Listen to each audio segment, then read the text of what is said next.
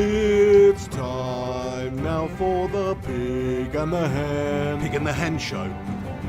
Pig and the Hen Show. It's time now for the Pig and the Hen Show. Pig and the Hen Show. Pig and the Hen Show. It's time now for the Pig and the Hen. Pig and the Hen Show. Pig and the Hen Show.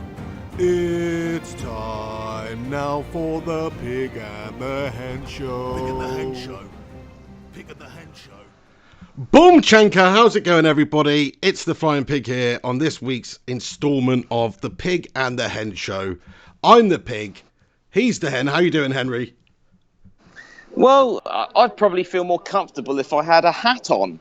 I think there's a reason behind that because, maybe you're feeling a little bit insecure because of the recent results. It's just, even though this is being broadcast to the world, it's like, no, I'm just going to wear a hat, and it makes me feel a little bit more comfortable about yourself or myself.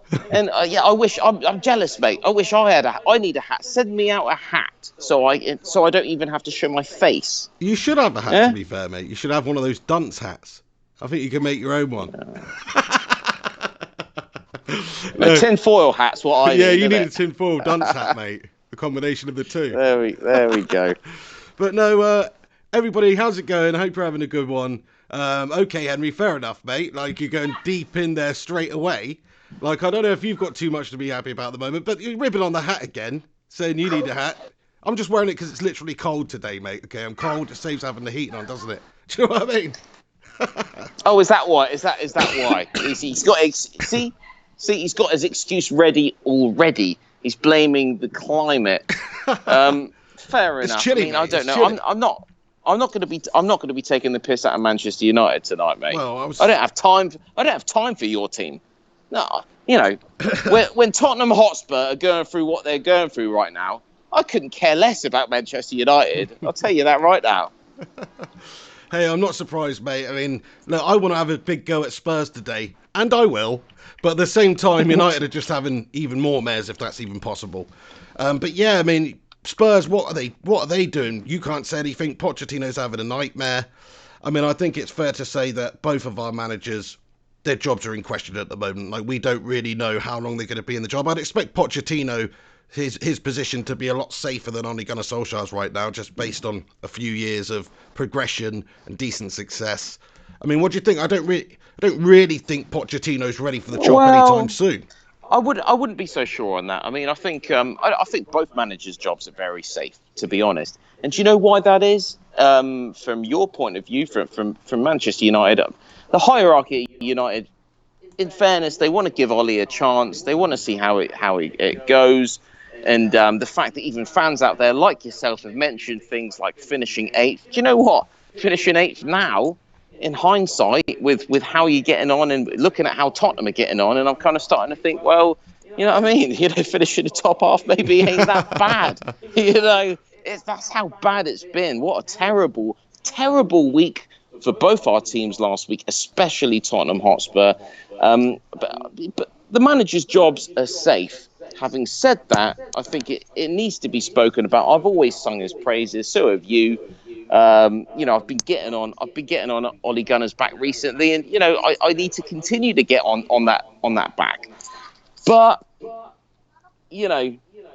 it's not good. I don't even know where to start with this, mate. We've got a can of worms tonight, ladies and gentlemen. It needs to be opened. It's horrific. Get ready to see some wriggling.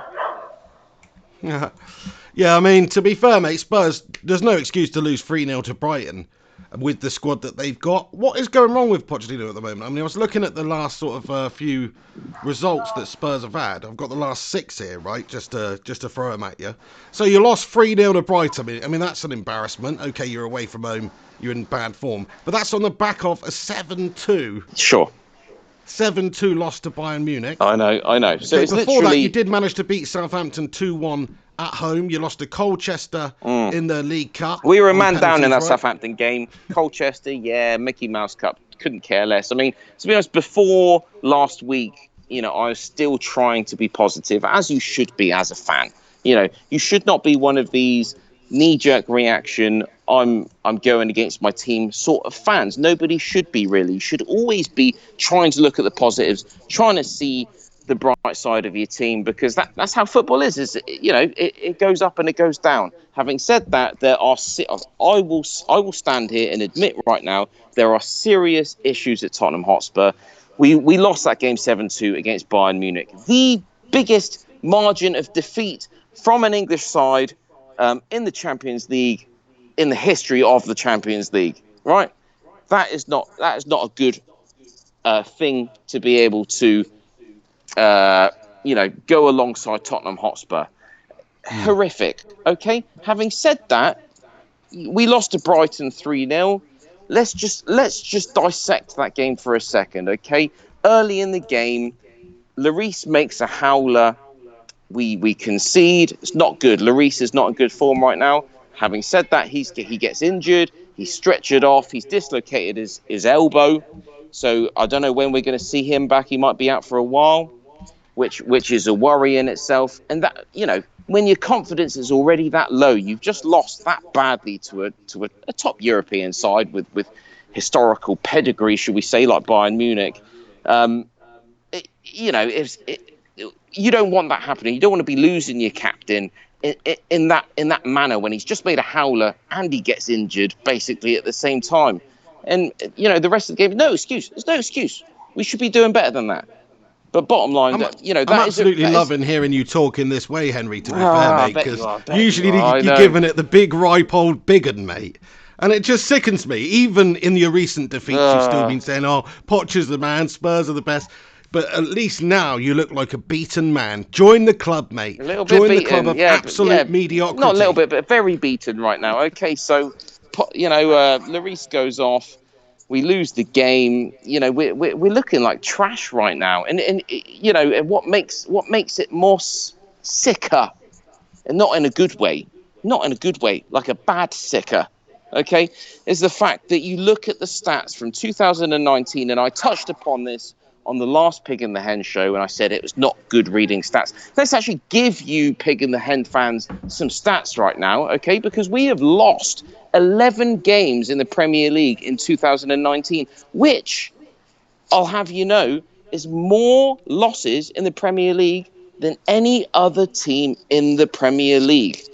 Okay? Holy shit! I read that today, and that's absolutely Harry Dredd. That blew my mind. Harry Dredd that for sure. Okay, we have not won an away game 10 games on the trot. Okay. Sounds very similar to Manchester United, mate. I think we even beat you on that, though. Do you? Okay. Well, I think we do. I think it's 11 or 12 for us. We need Alex Rincon coming on right now, telling us these stats. Because I don't want to be digging this crap up. I'd rather someone else come on and say this is what's happening, because it's it brings a tear to my eye having to dredge through stats and make myself go to the toilet, lock myself in, and never come out again. We need a stat man, is what you're saying, yeah? We need a stat man. We do need Alex that. Rincon is the man. How good was he in the video we did the other day, by the way, coming up with the brilliant. stats? He's a clever guy, isn't he? Do you know what I mean? Me and you, we've wasted our young lives away with trying to have too much of a good time. Whereas someone like Alex Rincon, no, he concentrates on things. He studies this stuff. He's passionate about the game, and he takes it further than just the passion. It's about the mathematics. He is pi. He is 3 point whatever the fuck it is. That's what he's about. You just summed it up there. I don't even know what the rest of pi is, mate. 3.141, I think, is how it starts. 3.149, yeah. Is it? Yeah. It's 1.41, at least right? No, 1.49, I reckon, mate. All right, fair enough. A little bit of... Alex comments 3.14. So, 1429 or 9 or something like that. There's a 9 involved somewhere. Anyway. It's turned into a mathematical show. But what we're saying is, what would you name this segment if Rincon's up for? We'll ask him, mate, because he's a good stat man, I reckon. So... Well, I had two ideas, two propositions. The first one is Rincon with the think on. Okay? But at the same time, that comes across as that's his Rincon opinion. Gets his think that's on. His opinion rather than factual. And I don't want him to get his think on. I want him just to come out with some facts, So it could just be like the Rinformation. Like something like that. Something that's to be discussed, isn't it? We'll discuss that. Well, hopefully he's listening on. He's not cringing out too much. But yeah, we definitely would like to do that anyway, Alex. I could see you watching in the comments here. Everybody who is tuning in, I just want to say thanks to everybody who's stopping by. You're a bunch of legends. Do us a favour if you are in here watching live. Smash a cheeky little like on it. Subscribe if you're new. All that good stuff. But shout out to you people, Razak, JP, The Rinconator, Mark Anthony, Thulani Bukhani, Gavin McAvoy, Alex Rudd, Razak, JP, Paul Mather, Gungshi.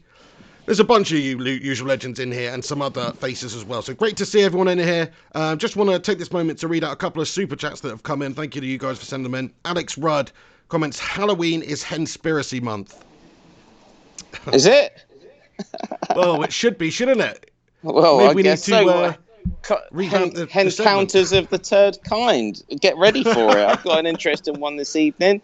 Or this afternoon, and so does the pig. Apparently, the pig. You've got we look your own forward to little this one a little bit later, then, don't we? Thank you very much, Alex Rudd. There, yeah, you know, every month is conspiracy month for. You got your own little. You got your own little conspigatory. Conspiracy. Oh. Conspiracy. That's the word. Conspiracy. That's conspicuous. I like it. That's good. Conspiracy. Anyway, hey Gungshi, thank you Gungshi very much for the super chat as well, mate. He says, Hen, go and buy yourself a hat with this, mate.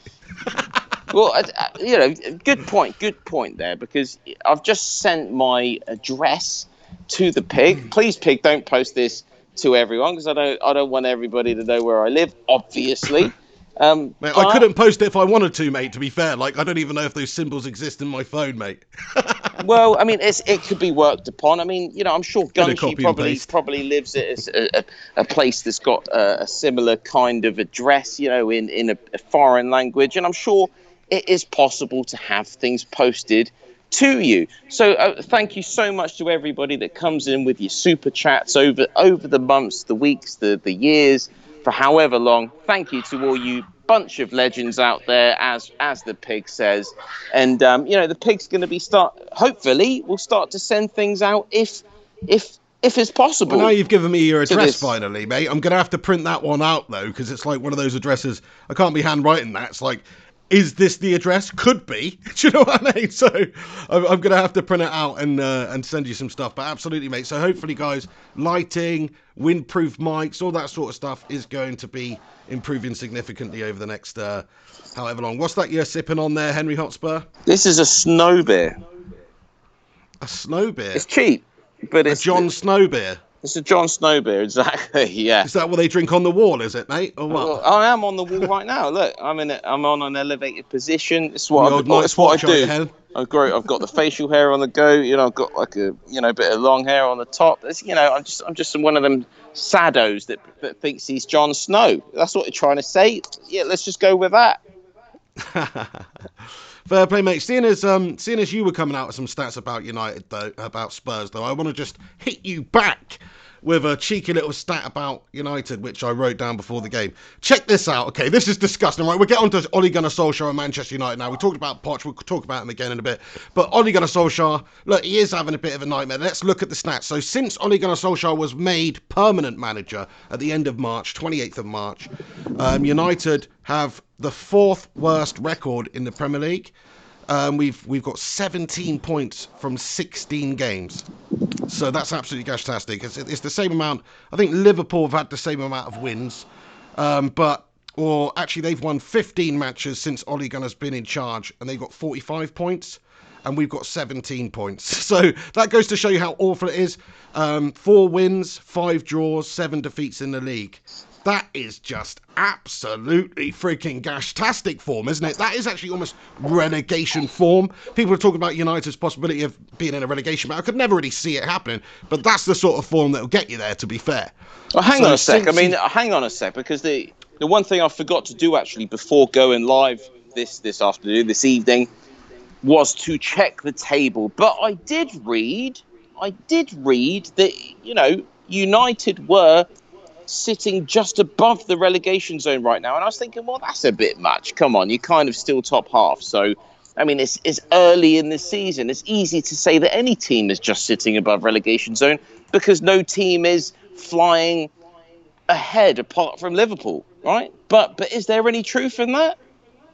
Well, no, I mean, we're mid-table at the moment. We're 12th, okay? So there's only been 8 games played. Oh, so you're 12th. Oh, 12th. Oh, I mean, like that. I like Spurs are the sound 9th. of Yeah, that. Spurs are 2. A nice double figure. Like that. Spurs are 2 points ahead of Manchester United at the moment, so nothing to write home about there, Hen. But yeah, in terms of the relegation zone, Everton are 18th at the moment. They've got 7 points, so they're the closest team, the highest team in the relegation zone. But they are 2 points ahead of Manchester United. Sorry, 2 points behind Manchester United. I was going to say. So that's how much is in it. Manchester United are off of the relegation zone by 2 points. You're 2 points off relegation. Right, so then whoever wrote that article definitely had a point. Yeah, and we're actually, I mean, Crystal Palace is sat in 6th place at the moment. So, and Burnley in 7th with 12. Well, Palace are looking good this season. We're actually closer to the relegation zone than we are any European places. So that goes to show you how absolutely freaking gashtastic it has actually been. It's very gashtastic. I mean, look at the team. But that trumps your stats, though, doesn't it? Let's quickly talk. Yeah, well, let's quickly talk about your latest Premier League game, which was against your old Manchester United friend, the old Steve Bruce. You were quick. You were very quick to criticise Tottenham for losing that game against Newcastle United. Guess what? You just lost a game against them too.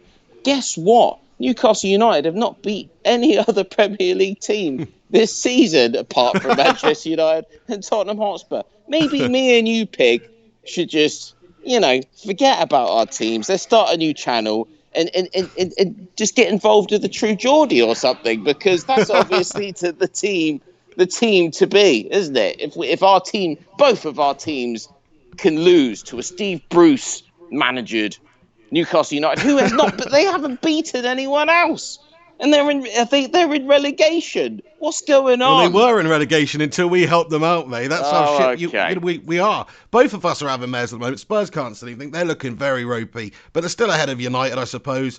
United against Newcastle, I must say, that was absolutely pitiful, that performance as well. It has been for the last 4 or 5 games in a row, to be fair. We just can't create anything against anybody. And actually, on the counter, we were pretty much there to be had against them. Their player, St. Maximin, he put in a great performance against us, to be fair, caused us problems, and they just did enough. In the end, one of the long staffs, I keep getting them mixed up now, but is it Ryan? I don't know. But anyway, one of them scored the winning goal. So you're talking about inexperienced players coming up against us, and Manchester United still got some experience out there. Sure, we got a few kids out there. There's no excuses for losing that game. Tactically, completely inept. That is where Ole Gunnar Solskjaer and the coaching staff have to be scrutinised, because, of course, you can complain about the owners. You can complain about the way that the club's run from the top and not being given players and all that sort of stuff. But you still got, it's your job as manager and coach to get the players performing out there on the pitch. And he's just not been doing that at all. And that game was a fine example of that. And you can't do that for United. The last 5 games, you're talking Astana and who else did we play? Freaking hell. I've tried to get these games out of my head. West Ham was pitiful. There's so many games recently that we haven't been able to break the opposition down and which they've been there for the taking.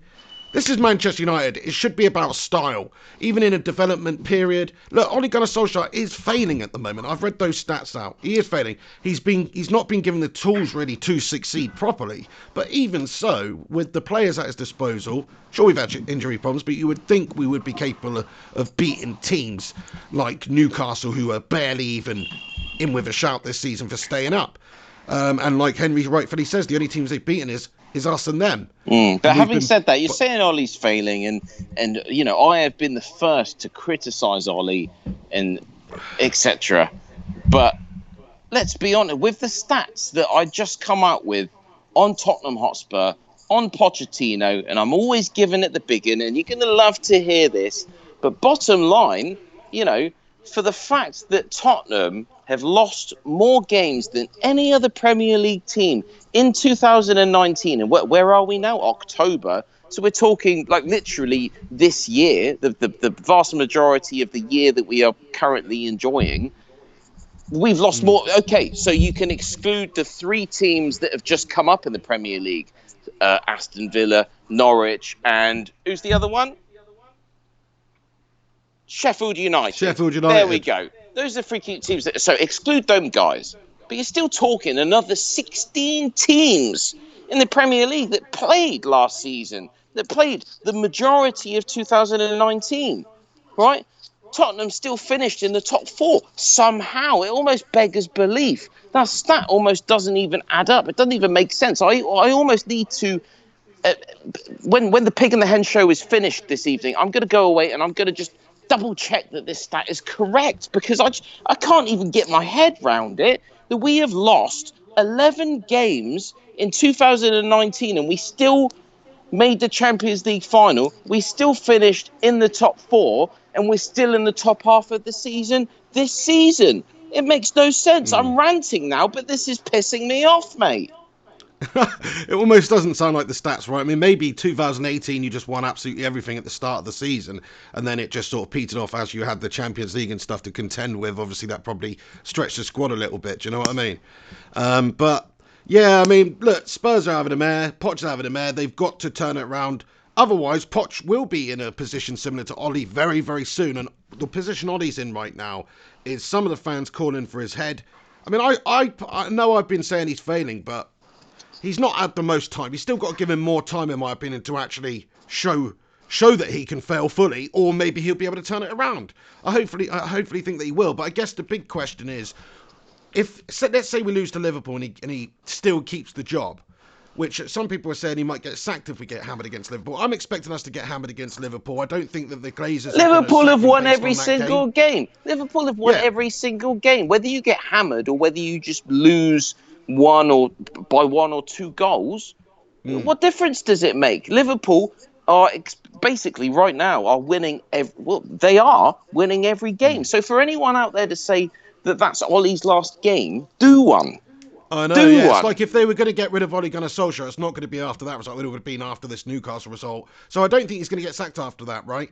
But what I'm thinking is, people criticise Ole Gunnar Solskjaer for not having the tactical ability, for not being a great coach, for not having the experience coaching, right? Which are all valid points. If we've had the start that we've had, and we've had a nightmare since he's been made permanent manager, like we have the 4th worst form in the league, will the Glazers, even though it's a rebuilding job, and even though there's clearly lots of players that need to be bought and some that still need to go, will the Glazers feel comfortable backing Ole Gunnar Solskjaer in January or even at the end of the season with a big transfer chest or a war chest that we need to be able to go out there and spend? I mean, if you look at the players that Ole Gunnar Solskjaer has actually signed in this window since he's been manager, they're great signings, really, aren't they? Maguire, okay, he's been a bit shit recently. He's a complete slabhead, but he'll be good. He will be good. And Wan-Bissaka, I mean, he's been pretty much faultless, fantastic right back. And Daniel James has had a very bright start as well, looking really good for 15 million. So if you think about those signings that he's made there, those are astute, good signings. They all seem to be like they're going to work out. And if you look at the signings that previous managers have made, most of them haven't worked out. So that fills me with a bit of confidence. I think United are in that period right now where we need to look at different players. We need to find hungrier, younger players, not these big prima donna signings. So I think he would be a good man. It's, as long as United get behind the fact that the fans and the owners and everybody get behind the fact that it's a rebuild job, and that's what it is, and it's going to take a couple of years before we can get there, and we need to provide this man with the tools to do the job, then I think we can move forward. Otherwise, it's just going to be like, well, if you don't think Ollie's good enough, then you're always going to be wanting him sacked, and there's going to be so much pressure every single week when we do get another loss, and we probably will continue to have a nightmare of a season. Henry's right when he said earlier that if Manchester United finished 8th right now, you know, that wouldn't be the worst season, whereas a little while ago it would have been awful. But where we are right now, if we finished 8th, as ridiculous as it sounds, probably be a benefit because we wouldn't have that shitey Europa League to contend with the next year. Do you know what I mean? And maybe then next year we could come back stronger. So those are my beliefs on it, Henry. We're almost too much in agreement this evening. Too much in agreement to the state where I have to say, despite the recent run of form and results, if I was a United fan, you know, finishing 8th is still not good enough. But we're not going to get back into that argument. Okay, that is an argument of its own. Okay. I think Tottenham are in the same position. If we were to drop down to 8th, that would not be good enough. Poch would have to go. Talking about the signings, remember a couple of months ago where even you were saying Tottenham have had the best transfer window, over the summer period. I wanted to talk about that because in fairness to Solskjaer, yes, okay, it's easy to bring in these players, and of course they're going to slot right in. Tottenham, we've brought players in, like Ryan Sessegnon, like the greatest potential young fullback winger that England has to offer in many respects. Still 19, I don't know, is he 19, 20 years old? Where is he? Aaron Wan-Bissaka says he's hold probably, my beer. Oh, has he? Sessegnon, what is he? Is he injured? What's happened to Lo Celso? Is he injured? Is he not fit to play? Okay, and Ndombele's kind of got in there. He's done a bit here and there, but I mean, we've made some serious signings, but I feel like the signings haven't had enough of a chance. The other night when we got destroyed by Brighton, we started Eric Dyer.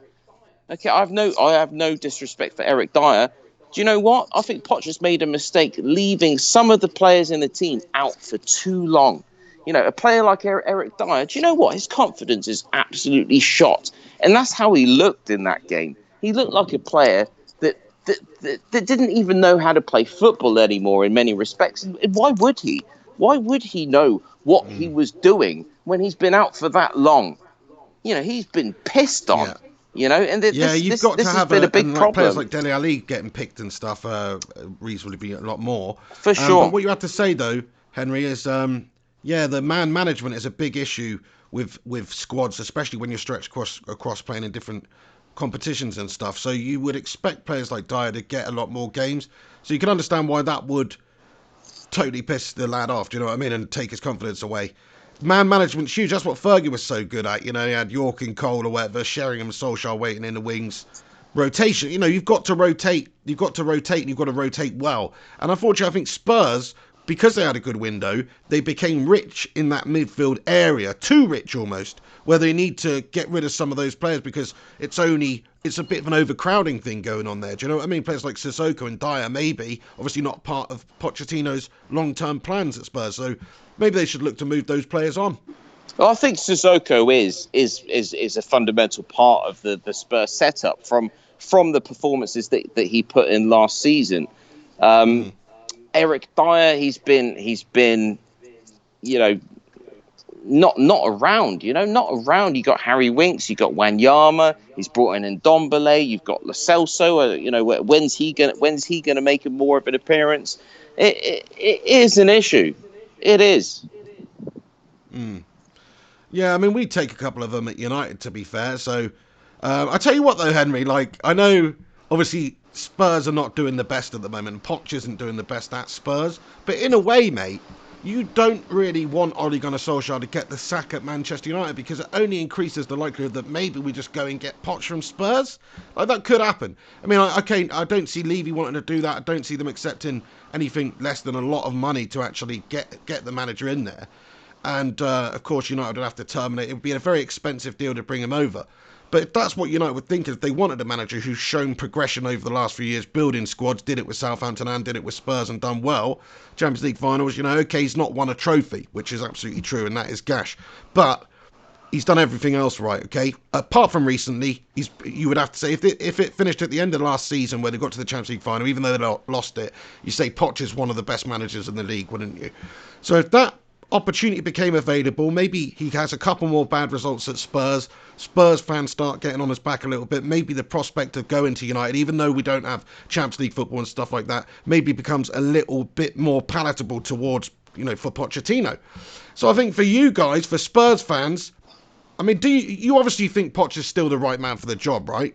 Oh yeah, for sure. I mean, I couldn't stand here and say, just because we had the worst week in Tottenham's history under Mauricio, I'm not going to stand here and say, Mauricio's on the way out. No, not for 1 second. No way.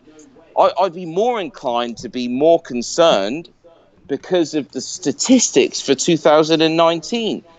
That's what makes more of a worrying reading, should we say? And I don't.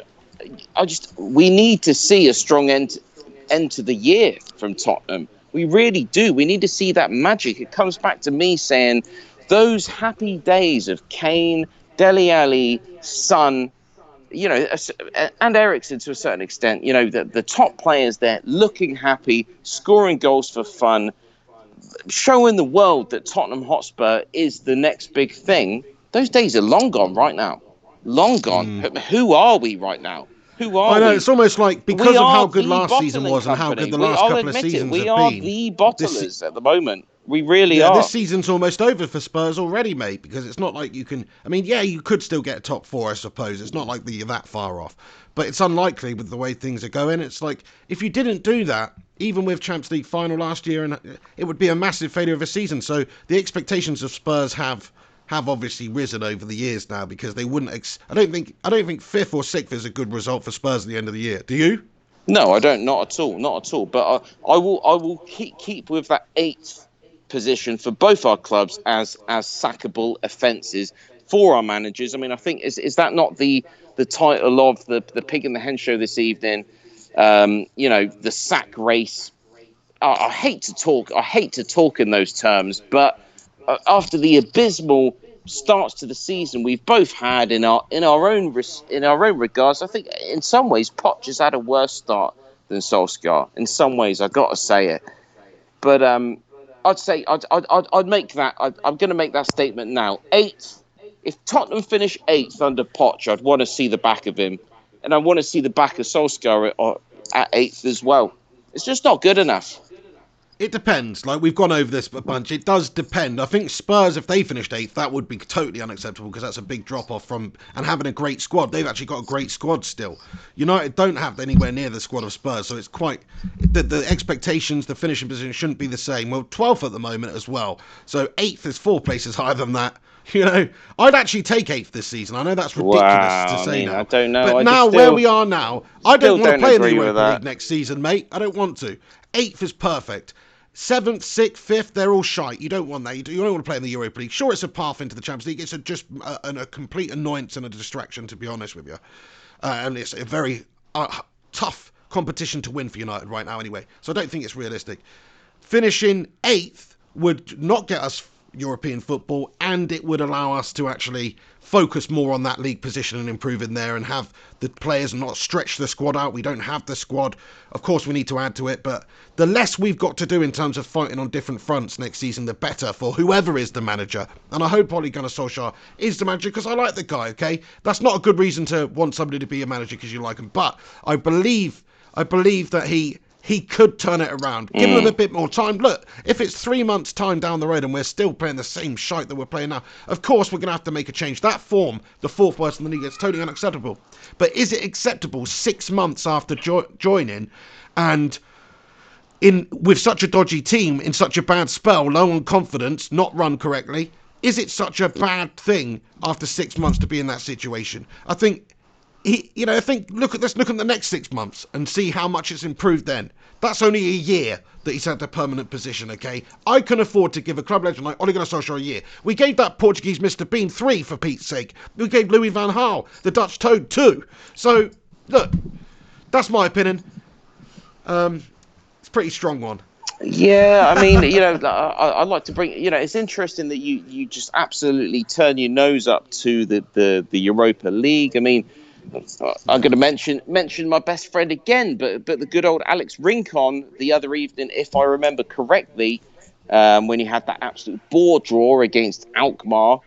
Fair play to anyone that's a fan of the Flying Pig United channel that sat through or listened to that boring bore fest right there. But I'm sure I remember the good old Alex Rincon saying that, bottom line, you've got to look at the Europa League as a way through to the Champions League.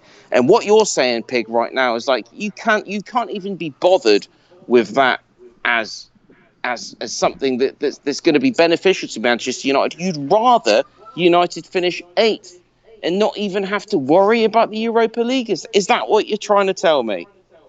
It's what I'm trying to tell you, mate, yeah. I don't like the Europa League. And I It's think just a massive Recon would inconvenience. You've got to go disagree to with you. far-flung corners of Europe. You've got to play in these crazy places. It stretches the squad. We don't have a deep squad at the moment capable of doing that, I don't think. Look, we did win the Europa League a few years ago under Jose, so it's winnable competition for us. But do I think this squad right now can win the Europa League? I do not, mate. I think it's a hindrance more than anything. Look, while we're in it, if we get to the latter stages, of course I want to win it way into the Champions League. That'd be amazing. That'd be an amazing season. Even if we finished 10th, if we got the Europa League trophy and got Champions League football, that's mission accomplished, isn't it? So it's important in a sense this season. But to me, I'm on about next year as a rebuild transitional period to help Manchester United out. It would be better to fight on less fronts. And if we can't win it anyway, it's very unrealistic that we can win it anyway. What is the point of it? It's just a hindrance, right? Whereas it would allow Ole Gunnar Solskjaer to stretch the squad less, focus more on league games and domestic cup games, and then perhaps we could have a really good rebuilding season. I think the problem this season, and we've had injury problems, we've got a skeleton squad, and we're fighting on all these different fronts, and it's really stretching the team. And some of the younger players, they're not quite ready to step up, so they're being flung in there. Some of the experienced players, they're underperforming, they're not playing well, and it's just creating problems that United have in all of these games. So that's why I actually wouldn't want to be in it, as ridiculous as that sounds. And do you know what, Henry? The biggest problem at United, I know we keep talking about it, is the owners, it is the chairman or chief exec, it is the fact that this club is not run correctly, right? In a way, this is a controversial statement, and I would only want it to be true if it started the end of the Glazers at United. But I would take Manchester United being relegated this season if it meant that maybe the Glazers would think, do you know what? We're losing this money. It's a big challenge to get United back in the top 4 in the Premier League. Maybe we'll just get ourselves promoted. Maybe we'll get ourselves promoted from the Championship, play in the Premier League, and then we'll sell the club once we've got promoted to the Championship. Because we still make a big profit. What do they buy it for? 800 million. It's valued at 4 billion now. It wouldn't be if we were in the Championship or if we got promoted from the Championship. It's a ridiculous thing to say. No fan wants to see United relegated, but I would take a year or two of absolute shit if it meant getting good owners in. Good owners that had the future of this club, in the best interest. Not terrible owners who had bought it with debt money and are servicing that and sucking money out for their own purposes. I don't want that.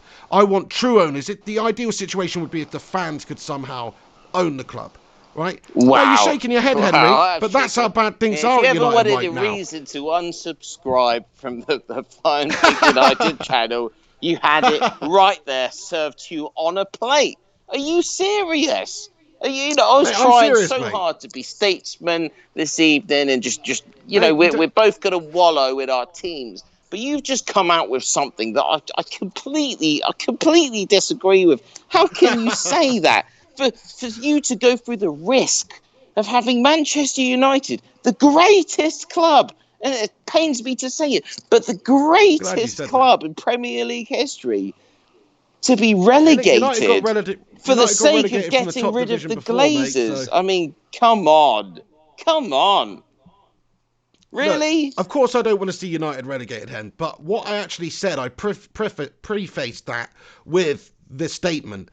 If it meant that the start of the end would be coming for the Glazers, I would take relegation. That is exactly how I worded it. So I'm not saying I want to see United get relegated. What I'm saying is, if it got the wheels in motion and the Glazers thinking, do you know what, this is just too big of a challenge, the fans absolutely hate us, the attendance might dwindle a little bit in the Championship, probably not, because United's got an insane following, even in the Championship, I'm sure they'd fill out the stadium. But if the fans revolted, if the fans had a real protest, didn't turn up to games, made their voices heard at the at the executive boxes and completely roasted them every single game and didn't turn up, stopped buying the merch so much, the figures would go down, the value of the club would go down, the Glazers' profitability from the club would go down, which means that would increase the likelihood that they would sell the club to hopefully somebody that could then take Manchester United to where they need to be, which, as long as the Glazers are owners, even if they do get top 4, even if they do win the league again, the future of Manchester United is not in safe hands with those twats at the helm, because they don't have the best interests of the club at heart. I'll tell you what, Pig, I'm all for it. I'm all for it. Let's get United relegated this season. Hopefully the Glazers will go, and then hopefully you'll come back and it will be the Fergie days again. I mean, if that's your idea, I'm all for that as a Spurs fan all day long. Let's do it. Let's see United get relegated. Well, I did see some tweet I'm go up around for the it. other day, actually, that said, do you know what United should do this season? In the first season that Liverpool win the Premier League, we should make sure that we get relegated, just to take the emphasis off of them a little bit. Do you know what I mean? Really? Whoever tweeted that, you're a legend. But Oh, yeah, mate, I just want to take this that's how moment. far it's gone now. It has Wow. gone. I want to get into the comments and see what people think about this little statement, and we'll see if there's any That's a questions big for us or thing. whatever. United relegated for the sake of the Glazers getting their filthy hands off the club. That's an interesting. It's an interesting debate, one, isn't it? right there. Yeah, there's about 160 legends tuning in right now, so thank you to everybody who's stopping by on the live stream today, watching the Pig and the Hen show. Do us a favour while you're in here, please do smash a cheeky little like on it and get your thoughts and opinions in. We'll periodically look at the comments. We'll also have a little comments reading segment probably before we do a little call-in. We are doing call-ins a bit later at the end of the show as well, so you'll be able to Skype in and get some of the issues off your chest or talk about some of the topics we talked about. Do you agree? Do you disagree? All that sort of jazz. So please do call in if you want to later on in the show.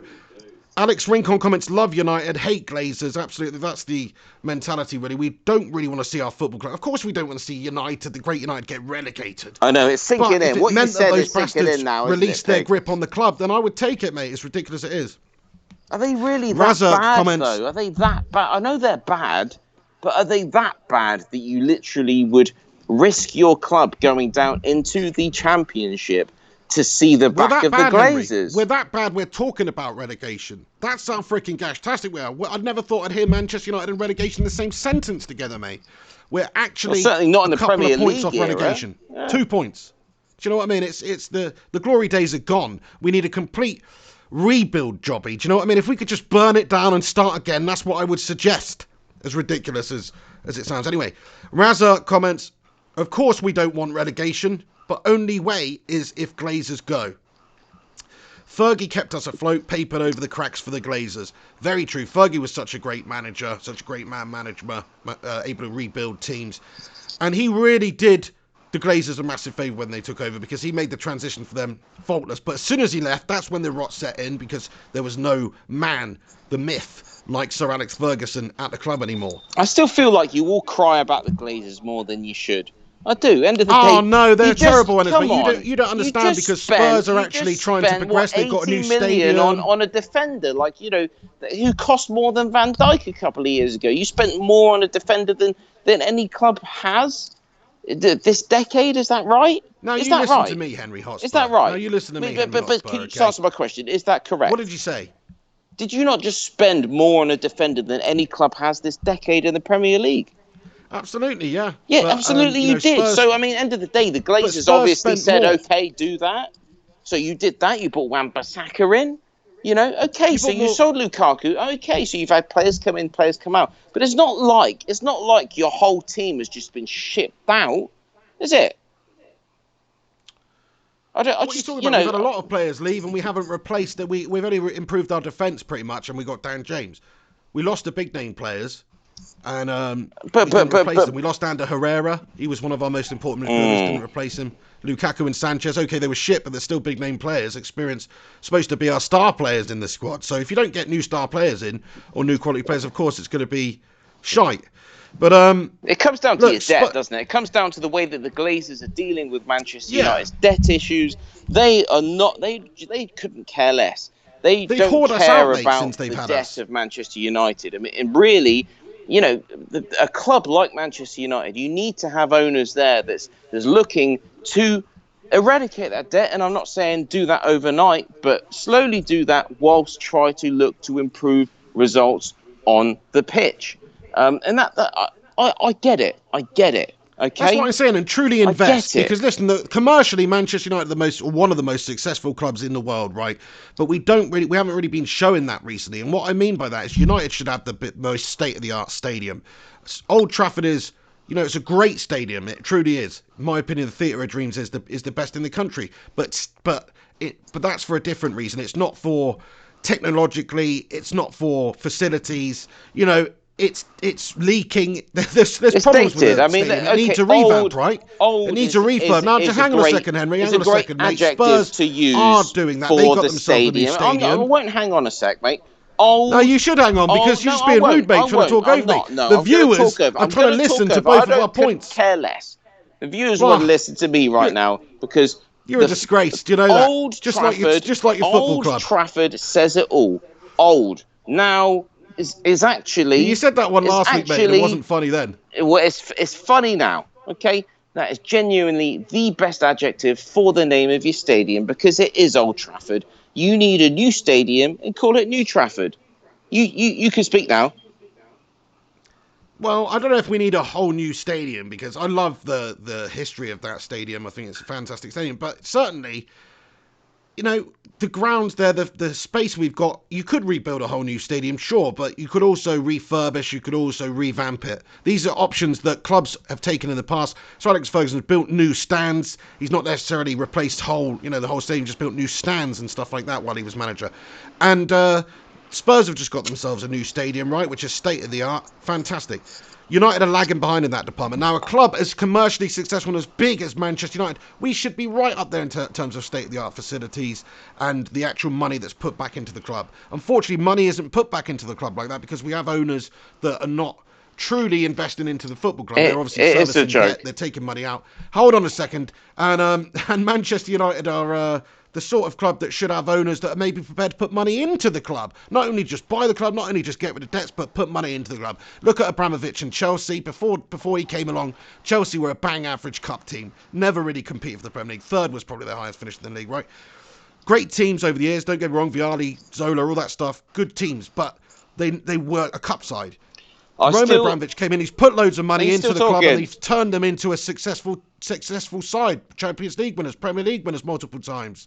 Man City, Sheikh Mansour, same deal with them. Before then, Man City were an absolute footnote on the arsehole of Manchester United. That's all they were. And now they're winning the Premier League. Now they're top of the league. Now they've got that freaking Pep Guardiola in charge playing nice football. Okay, they're looking a bit ropey recently, but they'll be back. They've got the players, they've got the squad, they've got the facilities, the stadium, state-of-the-art stuff.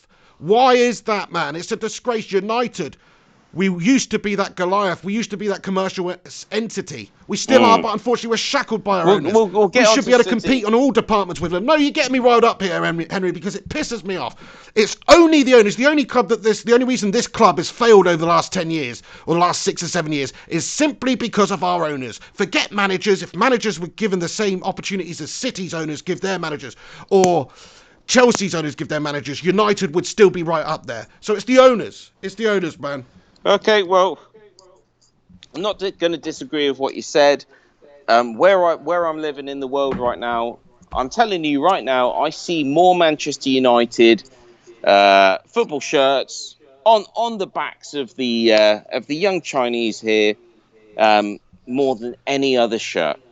And it just says it all. My point, though, aren't you? It says it all. We are so successful. I am. It says yet it all. we shouldn't. Oh, okay, we don't sorry. Did you not just club. talk for like a couple of minutes? Did you not? Sorry, you got me heated up, mate. Is it not the pig and shouldn't the rile me hen up show? then, should you? It's the pig and the hen show, is it not? You shouldn't rile me up, mate. Do you know what I mean? Talking cod. So I don't even know what I wanted to say now. What I'm trying to say is the fact that you are nowhere near Champions League positions, the fact that you do not have the best players in the world, far from it. You couldn't even say one player in the Manchester United team right now. You know, what, David De Gea? Are we really going to get excited about a goalkeeper these days? I mean, bottom line, the young people that are into football, or the young people that are not even into football, but kind of, understand something about football, it's still the Lionel Messis and the Ronaldos. And if it's not them now, if you're going to say that they're kind of aging, then it's the young people, it's the young players that are on the front of those the FIFA covers, such as Dybala, who you were actually linked with, and people like Neymar, etc. Whether they're the dog's bollocks or not, bottom line, United don't have those sorts of players. You've got Pogba, okay, but he's not. I haven't seen him on FIFA, not on the cover, and he should be. He should have. He could have been, but he's not, because he's gone to poo, isn't he? Really. Yeah, he's And not you been know, doing the but business for it us, just no. makes me. It goes to show, like, you know, Manchester United reminds me of Great Britain in many ways. It's like everybody knows the history and the greatness of of of the British Empire in some ways, the English, you know, the effect that we had on the world, the fact that everybody speaks English across the world. English is still the number one language, but is England or Britain still the most important place in the world in terms of economy, in terms of what's going on? Not really. In Manchester United, it's the same in many ways. There's many parallels can be drawn from that. People still look at United as a great team, and they don't even realise that you've fallen on your face. I think most fans realise we've fallen on our face, but it goes back to the point I was making about the ownership of the club. That's the only real reason. If we had a true chairman, or the fans owned the club, there would be much more emphasis on improving the team and improving the facilities and all that sort of stuff, not just repping the brand and whoring the brand out to get money in. That's all that our current owners do. So yeah, they're basically just like pimps. They're just pimp daddies at the top there, and they But just there got must be us as their something. working girl, and they give us the odd slap here, and that's about it. Do you know what I mean? Is it thanks to the Glazers that I still see Manchester United Chevrolet sponsor shirts when I'm on the local subway, tube, metro, whatever you call it? Is that because of the Glazers, or is it because of Manchester United and they're still selling out on that? Well, shirt sponsors, you know, we've always had shirt sponsors, Sharp View Cam or freaking Aon or AIG, whatever. We've always had that. That's just a way of generating money into the club. And the Glazers, I think, got the biggest deal with Chevrolet that the club has had. So fair play, that's not a bad thing. But of course, what is a bad thing is the other aspects of whoring us out. You know, the fact that they are selling bits of the club off to people.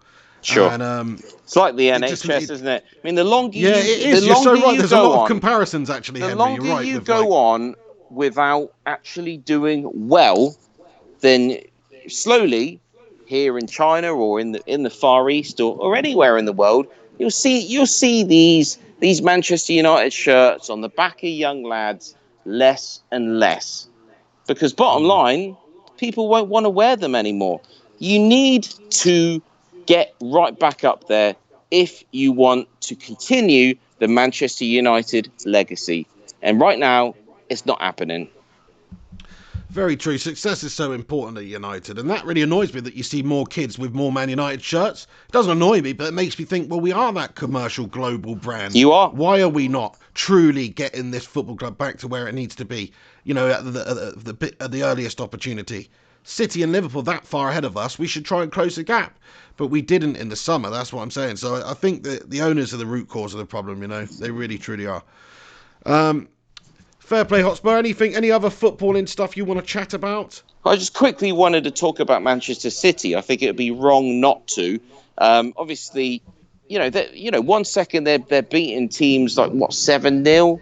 I can't remember who it was that they trashed the other day, and then they go into that game against Wolves, is it?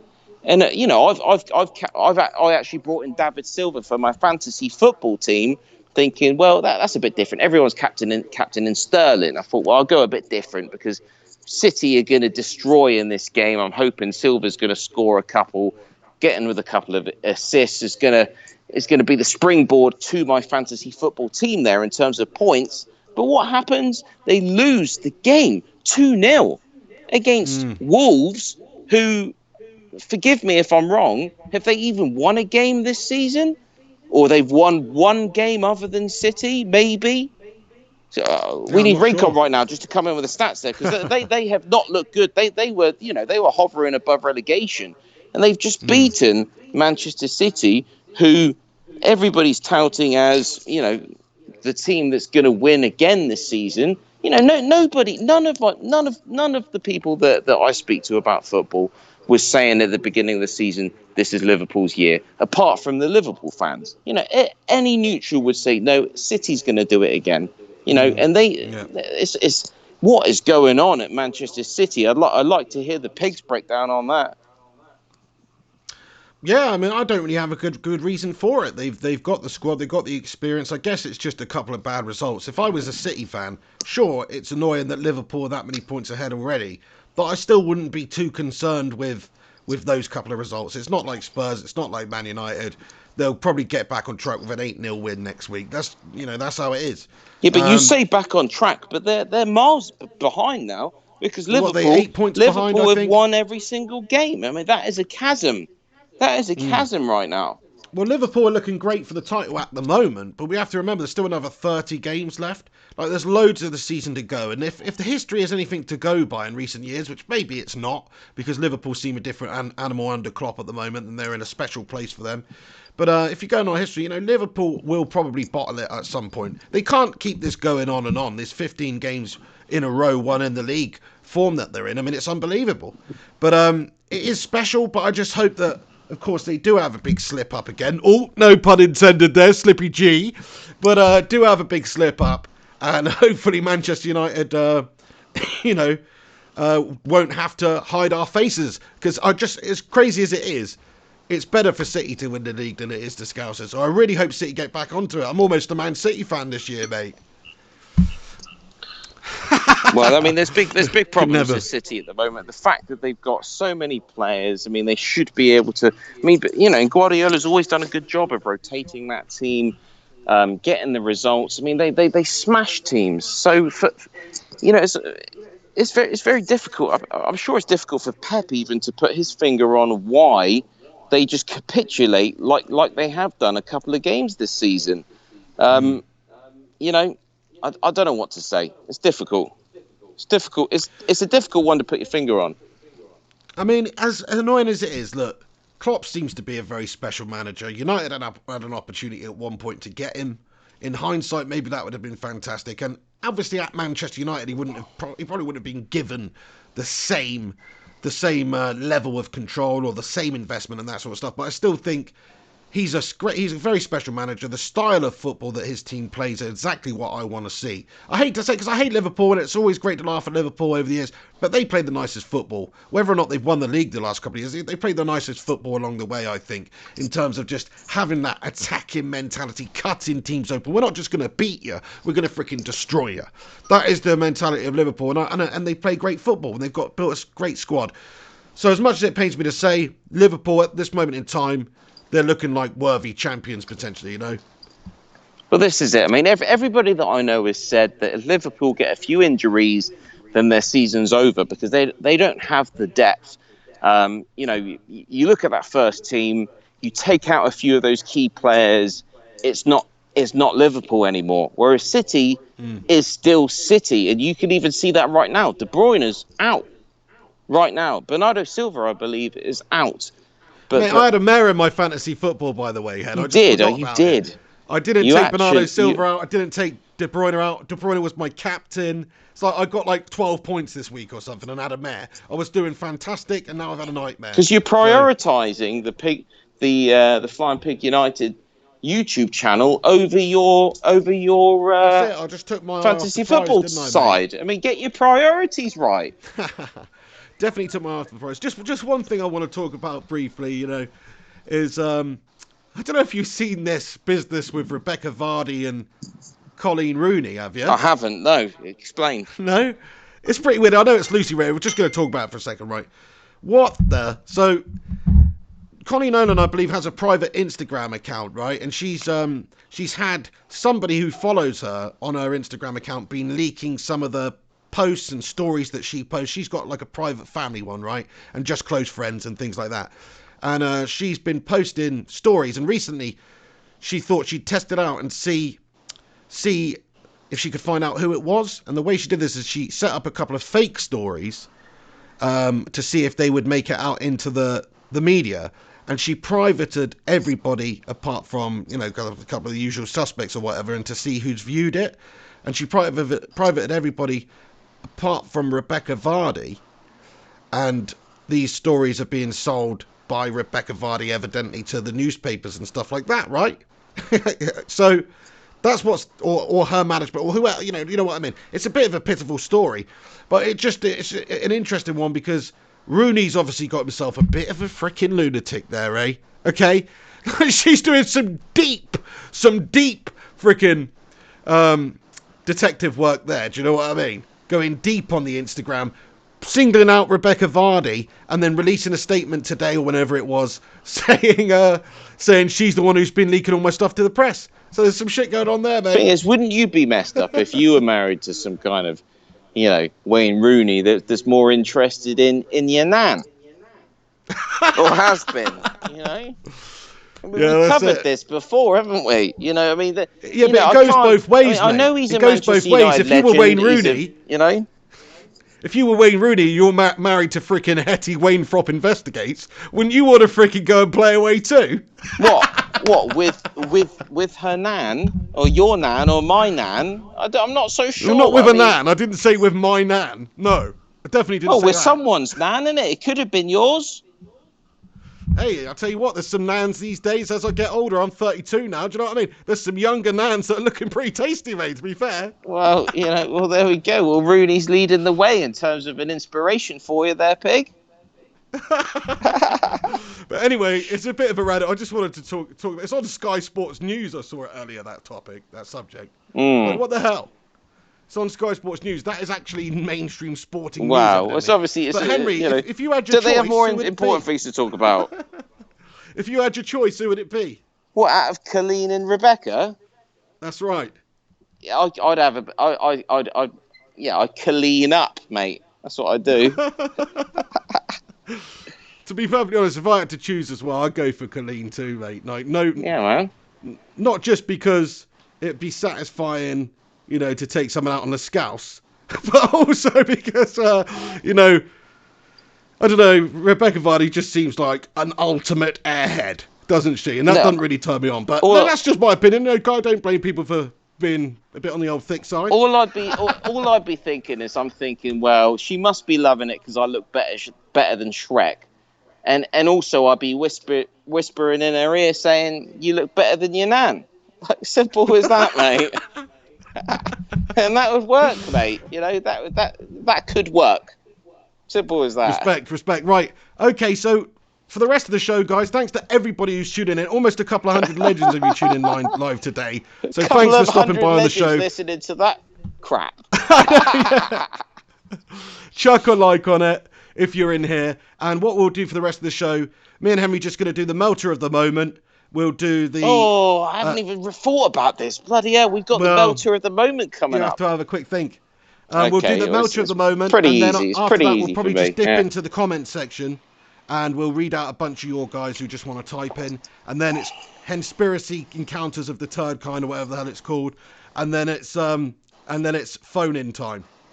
So that's what we're doing today, guys. Thanks to everybody who's along for the journey. So let's get to it then, shall we? Pig and Hen's Let's do it. Of the moment. The pig and the hen's melter of the moment. What's a melter? Over to you, Henry Hotspur. Who's your melter of the moment? The melter of the week, if you like. The person who is melting like a snow cone in Phoenix at the moment in terms of in the footballing world. Let me know. Okay, well, it's no surprise choice. I didn't even need to actually think about this. I've literally just thought about this over the last minute since you announced the fact that we're just about to do the melter of the moment. And it's obvious. It's got to be Mauricio Pochettino. Of course it has. Of course it. No, of course not. It's got to be Mauricio. We've conceded 10 goals last week. As I've already said, and I'll reiterate the fact that no English team has lost worse on home soil in a Champions League game. 7-2 against Bayern Munich. That was a disgusting result. Absolutely, despicably disgusting. Okay, Brighton 3-0. They don't even have Chris Hughton anymore. I used to like that guy. I still do. I think he's a great manager. I mean, who's the new guy at Brighton? Please let us know. I couldn't care less, really. I don't follow Brighton, but, is he doing a good job? I don't know. He's probably just doing a good job against the teams that should be doing a good job, because for us to lose 3-0 against Brighton, I couldn't care less. that Hugo Lloris got injured and he had a bit of a faff. Do you know what? Like, I remember when I was back at school and you make a complete fool of yourself, and it's almost like, do you know what? I'm just going to dislocate my elbow right now, or I'm just going to kind of break a bone because it's going to make me look a bit better, and I'm not. Right, I'm making light of it. I'm making a joke of it. I'm not saying that Lloris purposely injured himself to cover up the fact that he made an absolute mare. Of course he didn't. That's not the case. But, do you know what? If you're playing that badly, which Hugo Lloris has been recently, that's the second absolute calamity save or attempt at a save that he's made. Getting injured is almost a good thing for him. Do you know what, Lloris? Lie in that hospital bed, get better, come back and be the goalkeeper, the World Cup goalkeeper that you're supposed to be. I'd rather almost in the final. I remember he had a great game, but he had a clanger in the final, though. I remember that. It's like you've tarnished it, Hugo.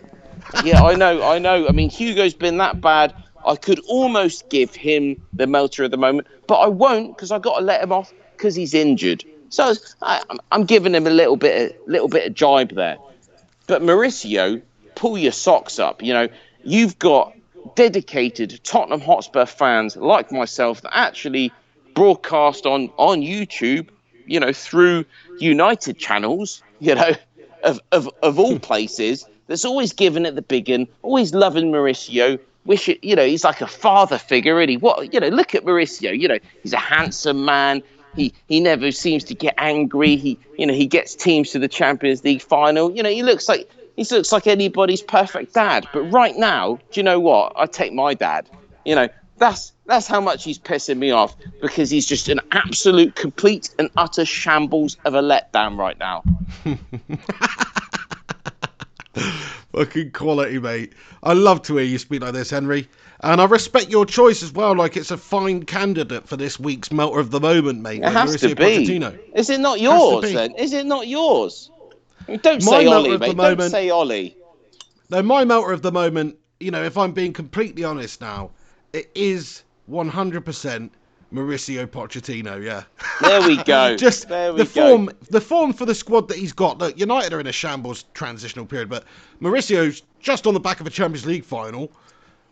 Their start to the season, even though we're 12th, their start to the season for them and their expectations and the squad they have is even worse than Manchester United's, in my opinion. For sure. So, of course, he's the Melter of the Moment because a 3-0 loss. I mean, we lost 1-0 to Newcastle. Shit game, we did awful. But 3-0, I mean, that's a destruction against a much lesser team. Bayern Munich, they're not a lesser team, but they destroyed them as well. You lost 1-0 to Newcastle, haven't just been losing the last week. You've been really getting battered, eh? You lost 1-0 to Newcastle, didn't you? Did I not say that? I don't know. Maybe I misheard you. If I slipped up there, I meant to say 1-0. Sometimes, that's the thing of doing live broadcasting. That's how we lost, But, I mean, United didn't do that bad, did they? Do you ever listen to these shows back or bits of these shows back and then you hear yourself say something wrong? I can't at the moment. And you're like, for some reason, you just had a brain YouTube. fart at the moment. You know what it is. You know what you were trying to say. And you actually do know the information, but you said something wrong. That is the most annoying thing ever. It's very annoying. Well, I mean, I might be wrong. I might even have been only half listening and I might be wrong. But I might be right. I don't know.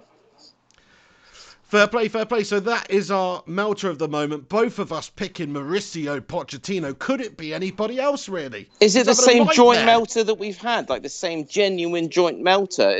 It sickens me, the fact that we're both picking the Tottenham Hotspur manager as the Melter of the Moment. And I'm actually stood here completely in agreement, actually bending over and letting you spread my butt cheeks right now. That's what's happening. Jesus, too much information, Henry Hotspur. Nobody wants that image, mate.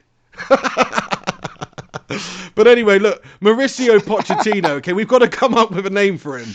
Like, I'm voting Porpicio Cockatino, mate. That's what I'm going for because he has been piss poor and he seems like a bit of a cock. I'll have to come back with you for a nickname for it, but yeah, not good enough. Definitely not good enough. Absolutely, yeah. No, seriously though, Pochettino having an absolute nightmare. We're going to go into the comments section now, guys. I've got one. What? Mauricio Pocha Mr. Beano. Yeah? That's basically what it is. Like someone that's supposed to be good, but he turns into a Mr. Beano. Yeah, and unfortunately, you know all about Jose that. Mourinho's nickname to me, whilst anybody who watches his channel knows that I called Jose Mr. Portuguese Beano. So Mr. Bean, and now we've got the Argentinian Mr. Pochettino. Pochettino. I like it, mate. Yeah, I do man. like it. I'm going with that. If we're going to go with something, I thought of that off the top of my head, okay? So Really? I'm going with that. Yeah, of course I did. Really? Take your hat off. Take your hat off, you sick mug. Oh, we're resorting to name calling now, are we? Sick Prick. mug, that could be taken as a positive. Obviously, you're very sensitive about yourself and very insecure, because if you were Mr. Au Confidence, then you'd be like, thanks, mate. I've just completely forgotten what you were even talking about, mate, but I'm sure it was absolute cod. I called you a sick mug. I mean, that could be taken in different ways, couldn't it? True, But yeah, you took it in a could negative be a good thing, way. but the way that you intended it was definitely not meant to be a good thing, was it, Pratsky? No, that comes down to your insecurity again. There we go. Love you, pig. But anyway, you seem to like digging about this hat, mate. This hat is the shit, all right? I love this hat. Yeah, but have you got rid of the knot? Is the knot gone? Is that why the hat's No, on? the knot's not gone, mate. I just basically, it's funny because, look, I just want to touch on this right now. I'm sort of a bit of a strange individual, really, because I've been rocking this top knot, this freaking man bun, whatever the fuck you want to call it, for the last few months now, right? And I got it in sort of a bit of a whim. I just wanted to have a change of hair, and I thought I'd go for the David De Gea or whatever, you know, just for a laugh. Seemed to be the just like thing, I went right? for the Toby As soon as I had it back done, in the day. You what? I went for the Toby Alderweireld, and that you can even find that on previous Pig and the Hens. Oh yeah, like it's about been going just for a while, over a mate. year ago, I was going for the Toby Alderweireld.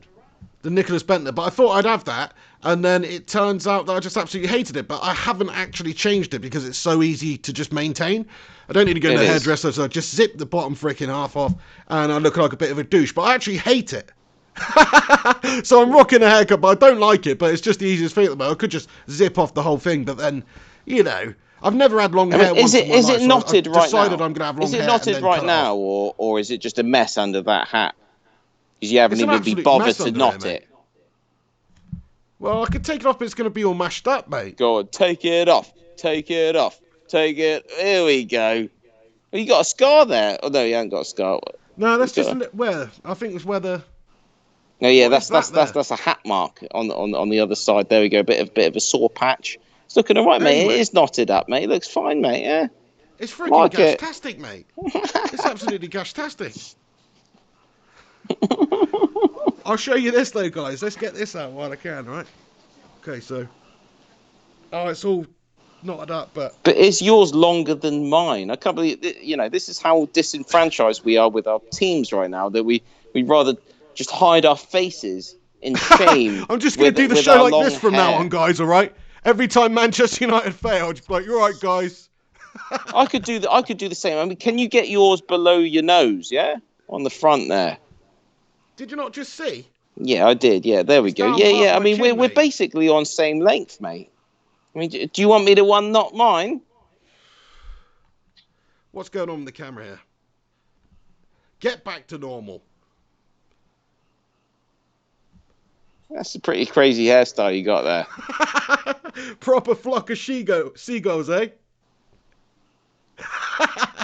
So do you want me to unknot mine? Go on then. This is probably the lamest segment ever on a Pig and the Hen show, by the way. Let's just get the hair out. Right, okay. I mean, I've got less light in here, but I'll get it down. Oh shit, my fag. Fucking hell. My hair could fucking go up right now. Here we go. You can see I've got some hair there. Can you see that? It's a bit dark there, mate. Can you get in front of a light? I'm trying to get in front of a light right now. Probably can't see shit right there. But I need to trim this little bit here. Like, it just looks shit at the front. I look like one of them kind of emo kids back in 2007, listening to a few of the bands that I actually do like. Anyway, that's enough of that, mate. Anyway, I don't like it, is what I'm saying. Right, sorry guys, any of the viewers we lost during that hair segment. let's just get into. I just want to read a bunch of comments out from the legends who are in the chat, because we do love you guys interacting. Really appreciate everybody gets in here. You can show your support on the channel by smashing a cheeky little like on it. You can also check the link in the description for our Patreon page if you want to support the channel in that way. Check it out. Thank you to everybody who does do that on there. There's a few of you legends, so much appreciated. There's going to be more content coming on there and stuff. But yeah, I've been talking about it, but it's all going to go on there very, very soon indeed. But let's get into the comment section and see what you guys think about anything we've just discussed. Stephen Shark says, you show me yours and I'll show you mine. Hair off. There you go. So you've been trekked to what's under my hat and what's under Hen's man bun. And that, it doesn't look too good, does it? Do you know what I mean? JP comments, Pig hasn't cut his hair since United last scored a goal. Oh, that's a good one. Rudd says, Pig rocking the devil look. There you go. And I mean, it's pretty outrageous hair, to be fair. Gungshi says, Pig is a closet Viking. Sorry, Hen, they're all at me, Nate. Gungshi says, Hen is a samurai. There we go, guys. Anyway, everybody who's tuning, thanks so much for getting in here. You're a bunch of legends. Eddie Otto, shout out to you. Nice Gontech, shout out to you. Salat MCN, Gary Wells, Vince Chapman, Phyllis's Big Blue Rabbit, City fan in here. He comments, or she comments, should I say. I'm guessing it's a woman. Phyllis is a woman's name, right? Hi, Pig. How are you, fella? Not the greatest weekend for Manc football, mate. Very true. I mean, you guys shouldn't be too worried about it, though, to be perfectly honest, should you? I mean, you are 8 points off the lead, but, you know, the differences between United and City are pretty large at the moment. They're pretty large scale. Nice Context comments, Milan had 9 gaffers since 2014. Chelsea's had 8 gaffers since 2013. So, do you know what I mean? It's not really the best thing to be that type of club that does get rid of managers, I don't think, Hen. Like, you need to have your faith in Pochettino for a while now. I know he's our Melcher at the moment, but you don't want to... The realistic idea is, if they did sack Pochettino after a few more losses, crikey, you know, who are you going to get in that's really going to do the business for Spurs? No, this is it. Club, I haven't said Poch out, mate. I haven't said Poch out at all. I know you haven't, yeah. Okay then, guys. Well, thank you to everybody who's got in here with the comment section today. Keep doing it as we go along. We'll read a few out. But now, it's the time in the show where perhaps we do lose a few viewers. But I know some of you viewers do enjoy it as well. And that is... You better introduce it yourself, Henry, because I've forgotten the name. Okay, so we're going to drop the close part of the title because I think it's a bit long. So we're just going to go with Encounters of the Third Kind. Easy to remember. Encounters of the Third Kind with the X-Files theme. Let's do it. Encounters of the Third Kind.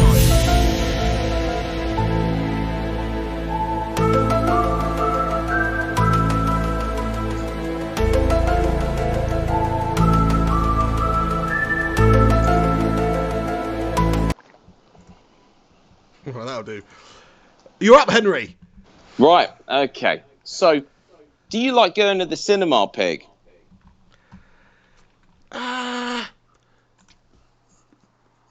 Not overly, mate, to be perfectly honest with you. Like, yes, I do, but it has to be... I only ever go to the cinema when it's a film that I just have to see immediately, and that's very rare.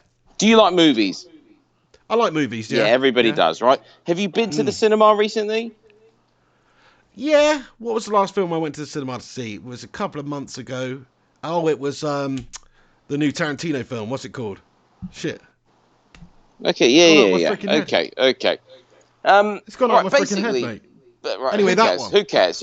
Right. So, but basically, there's been, should we say, a big film in terms of the coverage, in terms of the build up to this film has been massive. And I think, as far as I'm concerned, as far as I know, it is recently been released. Pochettino's in that, isn't he? Pochettino's the main character in that, ain't he? See, but this is the thing, because you know the film I'm talking about, don't you? So you're proving my point right now. Go on, say it. 5 letters. Begins with J. I don't need to say it, mate. I'm not going to play this game with you, mate. So, the fact that you just proved my point though, because you know this movie. Okay. Well, yeah, Tell it's me, the biggest release of a film this year, mate. 100%. Okay, So every okay, and motherfucker knows this movie. Well, there What's we the go. point?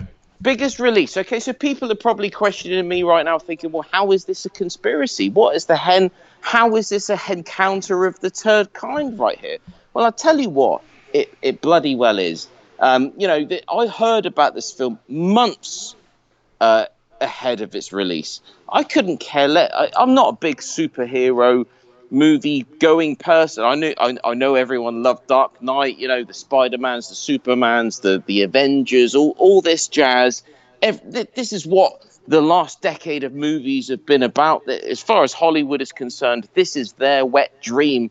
This is where the millions upon millions of dollars are being pumped into these movies, and the viewers, the cinema goers, cannot get enough of it. Okay? My question to you is, before I get into the nitty-gritty of the conspiracy part of this, is when is the last time that a villain of should we say a comic book, which happens to be the thing over the last decade in terms of movies, when's the last time a villain got his own movie? Can you tell me? I don't think it's happened. Not to this extent. Interesting, mate. Yeah. Okay, this is where we're at right now. Okay, we're getting to the end of this decade. I'll tell you what, it sets a precedent for the 2020s. This is what's going to be. Okay, and people think, okay, well, maybe they're running out of ideas. They don't want to do Batman. They don't want to do Avengers anymore. They're going to concentrate films on the bad guys of movies. I mean, when have we ever had that? I don't have anything against the Joker. Okay, I don't have a problem with these characters. We love and hate these characters. You get the good guys, you get the bad guys, but it's set. We have had lots of anti-heroes, though, haven't we, Hen? Yeah, but not loads of to them, the mate. same Loads of them. Yeah, but not to Tony the Montana. same extent. But that's different. Tony Montana is not the Joker. Okay, Tony Montana. It's that kind of, he's a badass mofo. You're looking at what he does. You're looking at what he's saying. You're looking at his actions. He's a freaking absolute douchebag. Sure, but he's awesome. He's Tony Montana. But he's not exactly. But yes. But he's not a comic book character. Okay, I haven't. In fairness, I haven't seen the Joker, but I've read a lot about it. Okay, and as far as I know, the entirety of the movie is basically about a Joker that's a failed comedian. It doesn't work out for him. It's a separate story, isn't it? Right? And then he turns into the ultimate villain, where he's no spoilers, by the way, Hen. Well, no spoilers, but you can imagine that obviously he's encouraging crime. He's encouraging the worst things that could be known to man in a city landscape, really. And he basically is bringing upon us the end of the world. Okay, and you might think, I'm taking it a bit far. It's just a movie. Do you know what? Everybody looks at Hollywood as the people that are pulling the strings. Hollywood are the people behind a lot. And this is how far they're going down things now. Is they. Okay, so I was speaking about Dave Chappelle the other day, where he comes out with a stand-up comedy where it's freedom of speech. He's saying a few things that might be a little bit offensive to some people, and it scored 0 on Rotten Tomatoes. I don't even know what the score is for Joker, but I bet you it's going to be like 90-something%. They're all going to be loving it. All them, with their willies out, touching themselves, thinking this is the best film known to man. But maybe that's just because it is actually an awesome film.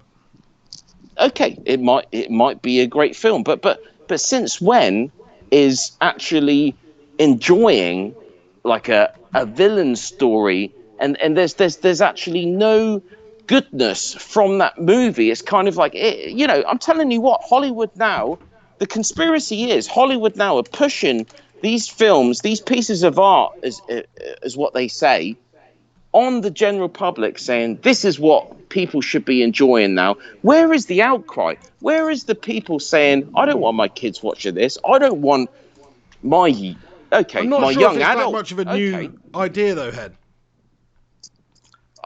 I think it is. When you're talking about a clown, in a movie that is just the villain to Batman, and you talk about an anti-hero, it is his movie. It's been so built up. It's been so built up to the extent where you're expected to love it. That is what the establishment want, and it is. Yeah, From but it what doesn't I've read always about work, though, Henry. Like, look, the point I was making, so it's the film, thank you to everybody that wrote in the comments, is called Once Upon a Time in Hollywood, that I went to see Tarantino, right? The reason I went to see it, and I don't go to many cinema movies, is because I love Tarantino movies, yeah? And so when it came out, I had to go and see it. And I did like it, but I wasn't absolutely blown away by it. And that had one of the biggest releases of the year also, right? And rightfully so. And, I did enjoy it, and it was very well shot, and some of the scenes were great, and the acting was brilliant, particularly Leonardo DiCaprio was fantastic. But there was a lot of problems that I had with the film, right? Okay, in general, which we won't get into right now. But to me, that was, that was down there with, like, Kill Bill for me, It's not Reservoir Dogs, it's not Pulp Fiction, it's not Inglourious Bastards. It's not one of his best, is what I'm saying, right? But that was set up to get the reaction of, oh, this is absolutely amazing. But if you look into it, it has had a little bit of a mixed reaction, I suppose. So I'm not sure if that is so. Maybe Joker's just a faultless film, and maybe the performance of Joaquin Phoenix is what really provides that as well. Because if you look at The Dark Knight, now if you take Heath Ledger's performances out of that film, it's actually just a bang average film. Like, Christian Bale's a shit Batman. I don't care what anybody says. It's just it's a very ropey movie. Sure, it's well shot, whatever. Christopher Nolan, yeah, eat me, okay. But without Heath Ledger's performance as that Joker, it's a bang average flick, okay. That's what made the movie. So maybe it's just a case that Joaquin Phoenix's portrayal of a stand-up comedian who's lost that interest. It's basically like Taxi Driver. The movie Taxi Driver? It sounds a little bit similar. I haven't seen Joker, but it sounds a little bit similar to that, where you've just got this man who gets beaten down and trodden down, and he sees the scum in society, and he decides, do you know what?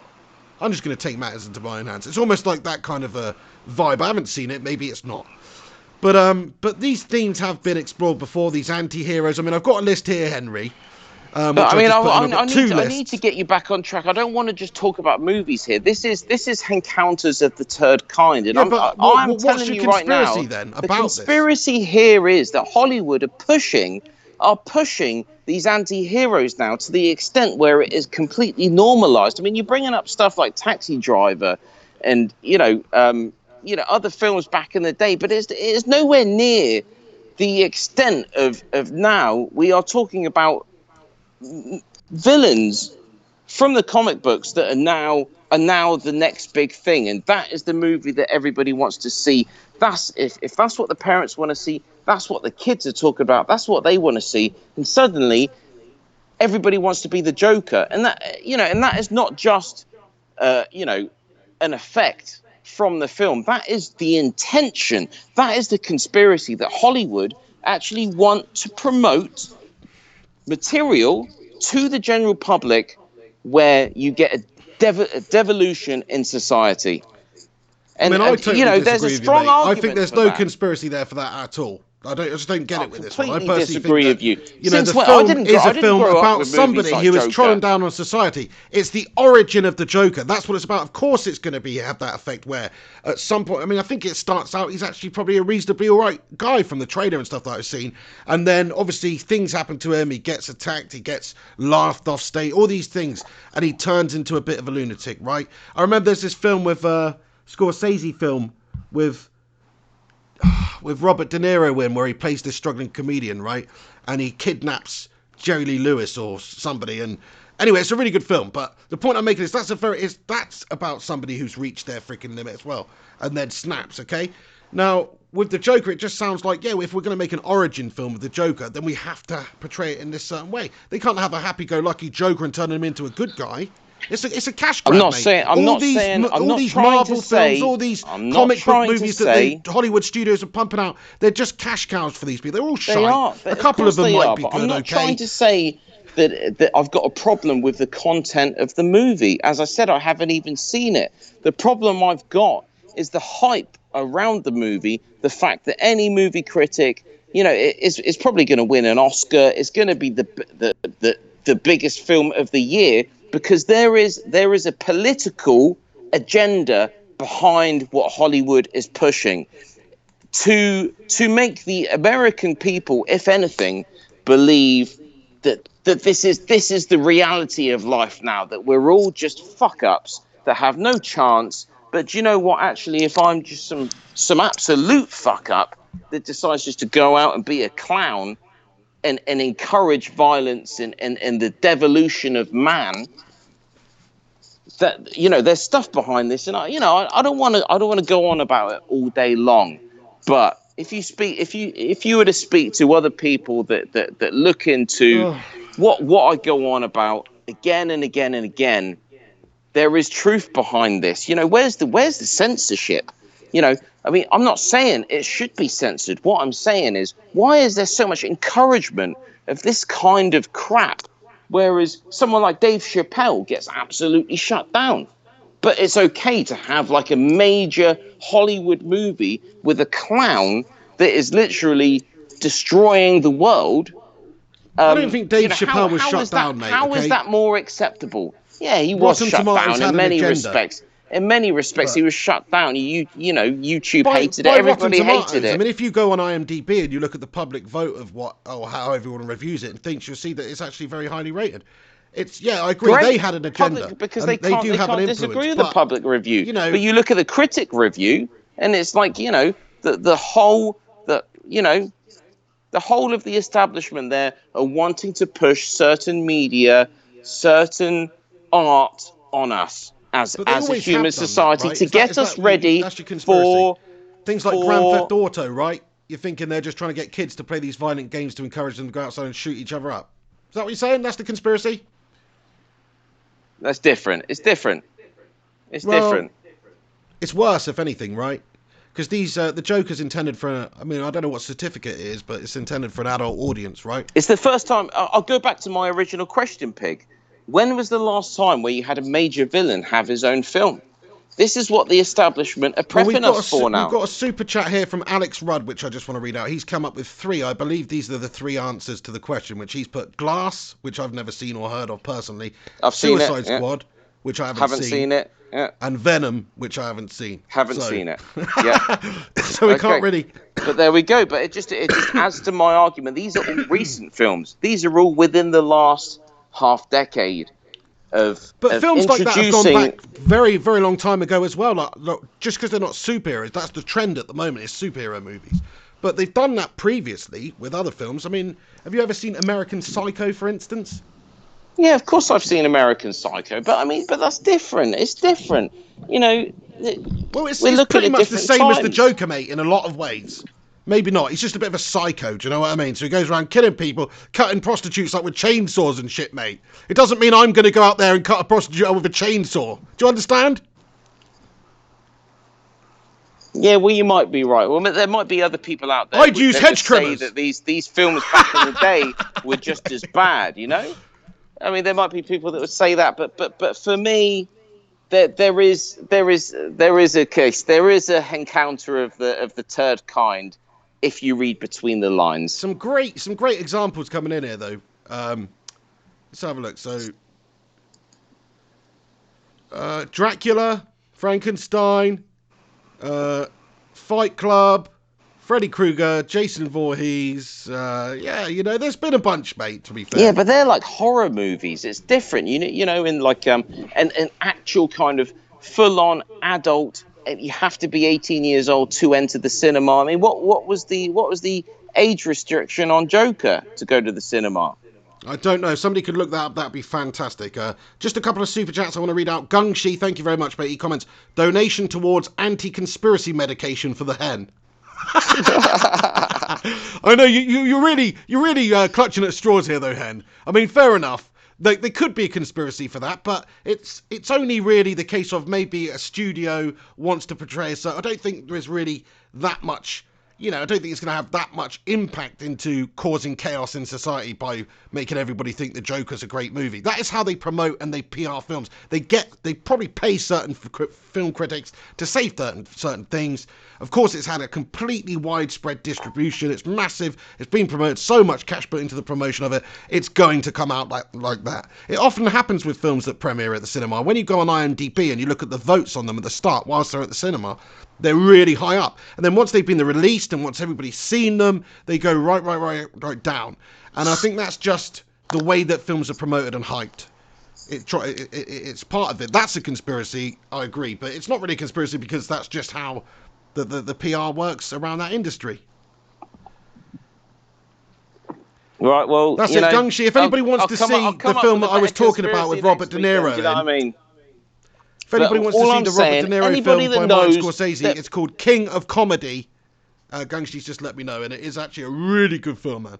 Sure, it is. What annoys me is the fact that there's going to be listeners out there. There's going to be one or two of you that know exactly what I'm talking about.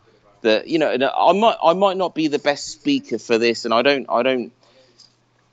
eloquate myself in the right way. But I'm telling you, Hollywood plays a piece in the puzzle when it comes to the deep state of what is controlling the Western world. That's what I'm telling you. Yeah, that is true because the influence of Hollywood is so huge. Whatever they put massive. On their screen. Of course it is, yeah. And I don't really want to get onto race and things like that, but I'm pretty sure this is a bit of an interesting topic, and we've had it recently. I think so. Isn't James Bond going to be played by a black female now? Honestly, I think that's the case, and I also think Ariel, the mermaid, the Little Mermaid under the sea. Yes. I think she's going to be played by a black girl as well. Which I did read this. Fine, yes, but at the same time, James Bond's a bloke. Isn't he? Or is that just the alias 007 and now they're going to call him Jane Bond or whatever because that agent's been replaced? Is that how it works? Fair enough if it's like a separate spin-off entirely. But, I don't understand what's going on there. I understand what you're saying. This is part of the demasculizing. Rather than have a black girl play Ariel, why don't you just create a new character for a black girl rather than having to do the PC thing? Connect the dots between how you're questioning this as your regular guy that doesn't really give two thoughts into conspiracies in general, and where I'm at. Okay, where you are now is you're thinking that that's a bit weird. Why are they doing that? And I'll tell you why they're doing that. They're doing that because not because they think it's cool, not because they think it's actually encouraging equality and understanding that women are equal to men, etc., etc. It's nothing. Nobody gives a fuck about that.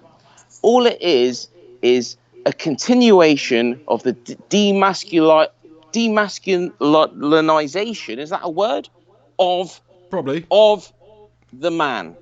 Okay, This is what it comes down to, and the reason that the elitists want this to happen on a global scale is because the more men that you have out there that actually want to push forward and make something of themselves, if you've got a world where women and men are equal, then you have a watered down world because you don't have a realistic world. A realistic world is where, and you cannot get away from your primitive culture where the man goes out and he gets the food like on a caveman basis, and the woman's there and maybe she's cooking the food or whatever it is. I sound like a twat now. But why do I sound like a twat? I sound like a twat because other people will tell you, well, that guy is a prick because that's how he thinks of things. I'm not saying that that's how I think of things, but that's how things have been for thousands of years or hundreds of years in terms of human history. And now you're looking at the last 100 years at most, and suddenly you've got governments out there that are preaching to us saying that no, women need to be the same as men. People that want to be a man if they're a woman, or people that want to be a woman if they're a man, should be able to be so. So that, slowly there is no such thing as gender. Do you know what? They want people to be gender fluid, right? And this goes back to that trans argument of like, does gender even mean anything anymore? And the reason they want to do that is because they can then detach themselves from the regular society and become a superpower on top of the cyborgs, and they will turn us into fucking robots. That's what's going to happen, mate. Well, maybe. I did see there was a state in America, I forget which one, maybe Oregon, or maybe I'm making it up, but I saw something recently about them proposing, or maybe they're even going ahead with, gender-neutral toilets everywhere, so within the whole state. There we go. I mean, so you're reading this stuff, you know this stuff, and I don't even know this stuff, and it just proves my points more and more. And this is what scares me. Like, sometimes I even, look back on what I said, or look back on how I think about things, and I think, am I just talking shit? Am I just absolutely down the rabbit hole with this crap? But then someone this guy agrees with you, Hen. Someone like yourself that's actually kind of very, very reserved and likes to actually take his time before he jumps on things. And you're telling me this stuff. You are feeding me this stuff. Why are you? Well, it's just something that I've heard, mate. I mean, I don't want to give my opinion whether it's good or bad or what. Personally, I think people should be able to make their own choices, and the way society's going, we should accommodate people. But I still think certain choices should be left until you're actually adult. But there you go. I'm not going to say anything more than that. But anyway, someone agreed with me. Did you say? Sorry. You said there was a comment in that was. Indeed, yes. We've got a super chat here. It seems to be a new super chatter. Thank you very much for getting in here, Horner. Thank you very much, Horner, for getting in here with a super chat. Got comments without the coughs. Comments, hey guys, I watched the movie and it's propaganda 100%. They are humanizing evil. Yes. They are humanizing evil, and its theme was throughout the movie. It's justifying mass murderers. That's what I wanted to say, and I couldn't say that because I haven't seen the film, so I felt uncomfortable to say that. But that's what I've been reading. Thank you, Horner. Thank you for actually coming out and saying something that justifies the fact that this deserves to have its part on the segment of the encounters of the third kind here, because if it is propaganda, if it is being pushed by Hollywood for political reasons, then it's disgusting. Fair play, mate. I mean, it's an interesting one, isn't it? I mean, can you not tell stories, though, just even if they have a negative influence? Are we not allowed to? You can. There is a lot of negativity in the world. Maybe people will learn positive things from them. Maybe children will learn not to bully. Maybe children will learn to put an arm around their classmates rather than bully them, rather than turn them into these sociopaths, if you like. The establishment wants you to love that film, though. I mean, the Joker is what they want you to love. That's Alex Rudd's clapped back. He ain't happy, mate. Alex Rudd's clapped back. He's not happy. He comments, Horner is 100% wrong. He missed the point with his super chat. Thank you, Alex Rudd, for getting in with the super chats today. Look, I don't know we should probably actually have seen the film before we're going to discuss it, really, Henry. Do you know what I mean? I'm scared. I don't want it to affect my mentality, I should see it. 187 right. Legends in here tuned in. I'm surprised so many stopped by. Yeah, and we don't stop because it's 187 on the motherfucking Let's get some call-ins. Come on, let's do it. Okay, guys. So that brings the end of the old encounters of the third kind.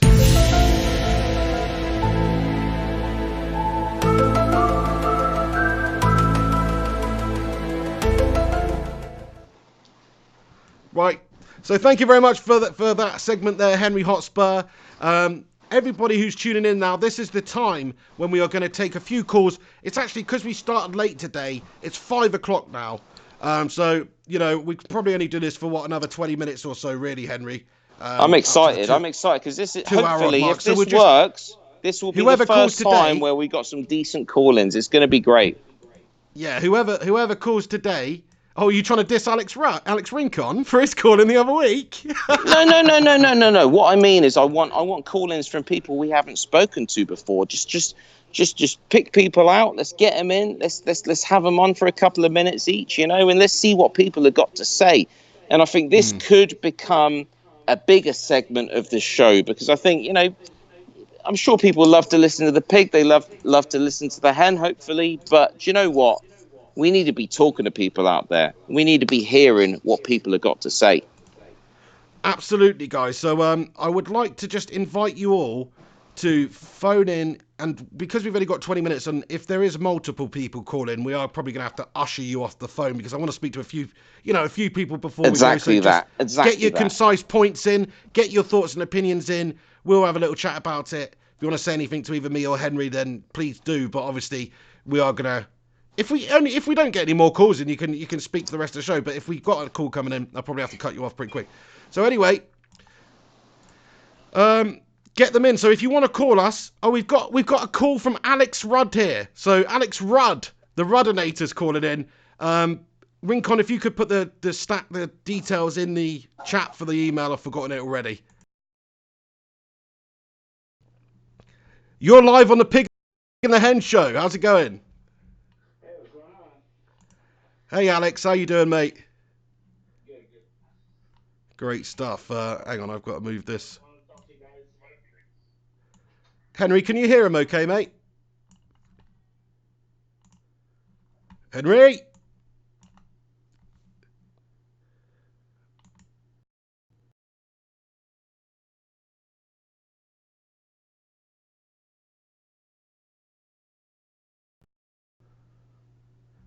Henry, you still there, mate? I am there. I was put on hold. So was it just you and mate? Was sorry, it you and the caller sorry, there? Alex was Rudd. I apologise, mate. I've somehow I don't know what I did there, but if you pressed could, the wrong button, did you, pig?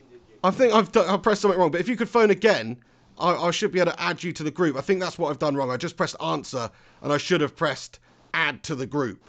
So I've had a mare there. This is because the establishment's got to you because Rudd is pro Joker, and and you're cutting off my side of the argument. That's what's happening right there. Yeah, nice one. Hang on a second. 146. Right, okay. Sorry, Rudd. If you could phone again, mate, it should be okay. I'm not really too sure what happened there. Anybody else who wants to call, the address to call into is Pig and the Hen Show at hotmail.com. Do we have an overriding topic that can be spoken about? I think it's got to be about the failings of Manchester United, the failings of Tottenham Hotspur. Hold on a second, mate. Hold on. Oh, nightmare. Wait a second. I'll be back in a minute. You're going to have to talk, mate. I think my missus is locked out. What do you mean locked out? Locked out of where? She's You're home? locked out my house. I can hear her shouting through the bloody window from Have you got no one else that can answer? You what? You got no one else there that can open the door? No. So okay. basically, mate, you're going to have to just speak for a few minutes until I let this crazy woman in. Capiche? Capiche. Right. Oh, hold on.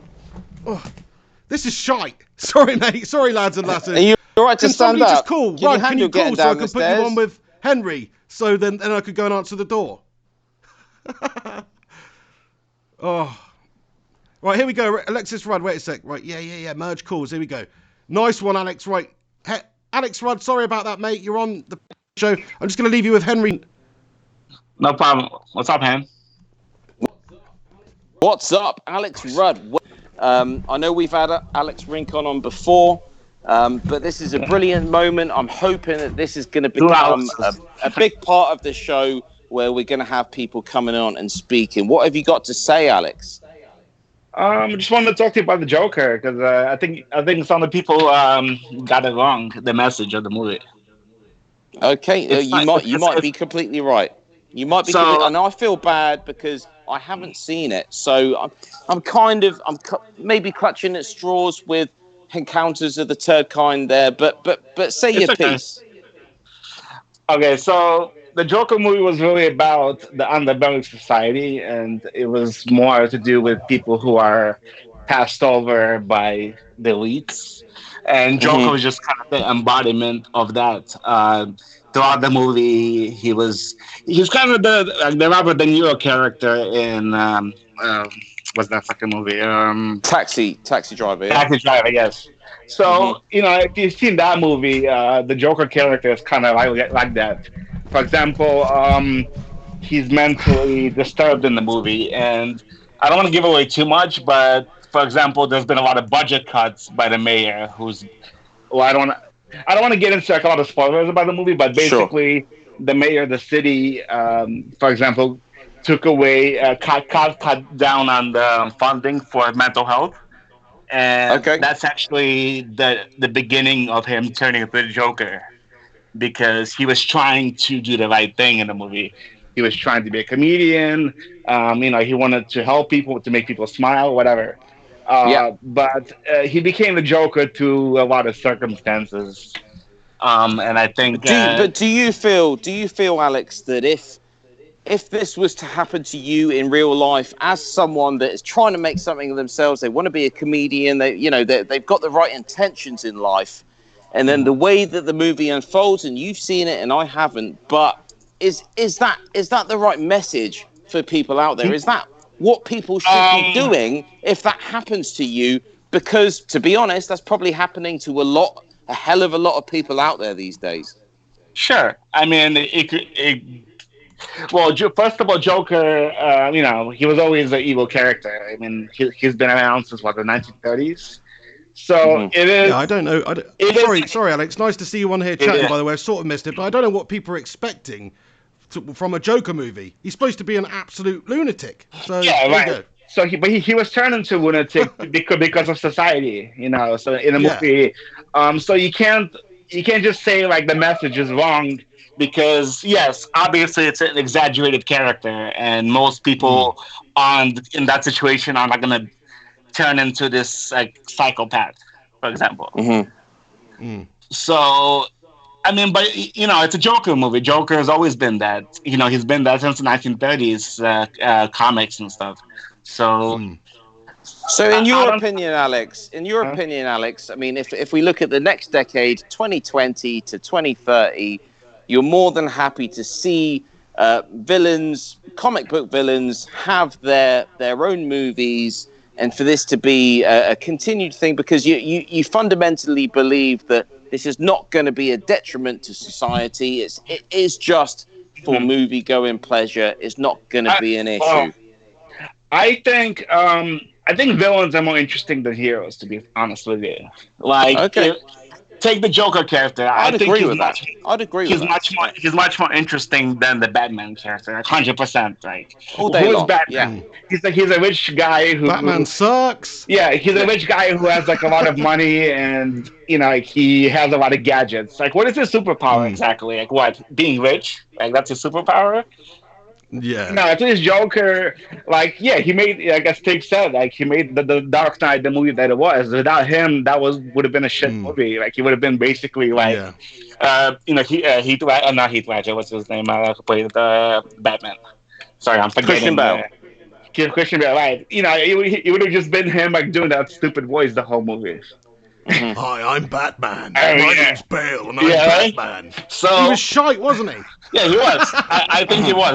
I think Michael Keaton was probably the best Batman in my opinion. Yeah, I agree with that. Yeah. So back to my point. I think there's nothing wrong with having anti-heroes because society is not perfect. So we can't just have these glorified superheroes all the time because at the end of the day, like, they're not very relatable. The Joker in this movie, he's exaggerated, but he's also relatable in some ways. There are people in society who are like him. Like, there are people who get pushed to the brink and then pick up a gun, for example, like in the previous, massacres that have happened. So that has happened before. It's not like, he doesn't, none of these people have, to my knowledge, have dressed up as a Joker, except that guy in Colorado who shut up that movie theater. So there are people. I do have an issue with clowns. I mean, even in my hometown back in the UK and England, I've seen a clown. Like not a clown at the circus. I'm talking me and my friends. In a car driving along, and suddenly out of the bushes, a clown jumps out, and he's throwing something at your car, or he stood there in front of the car, and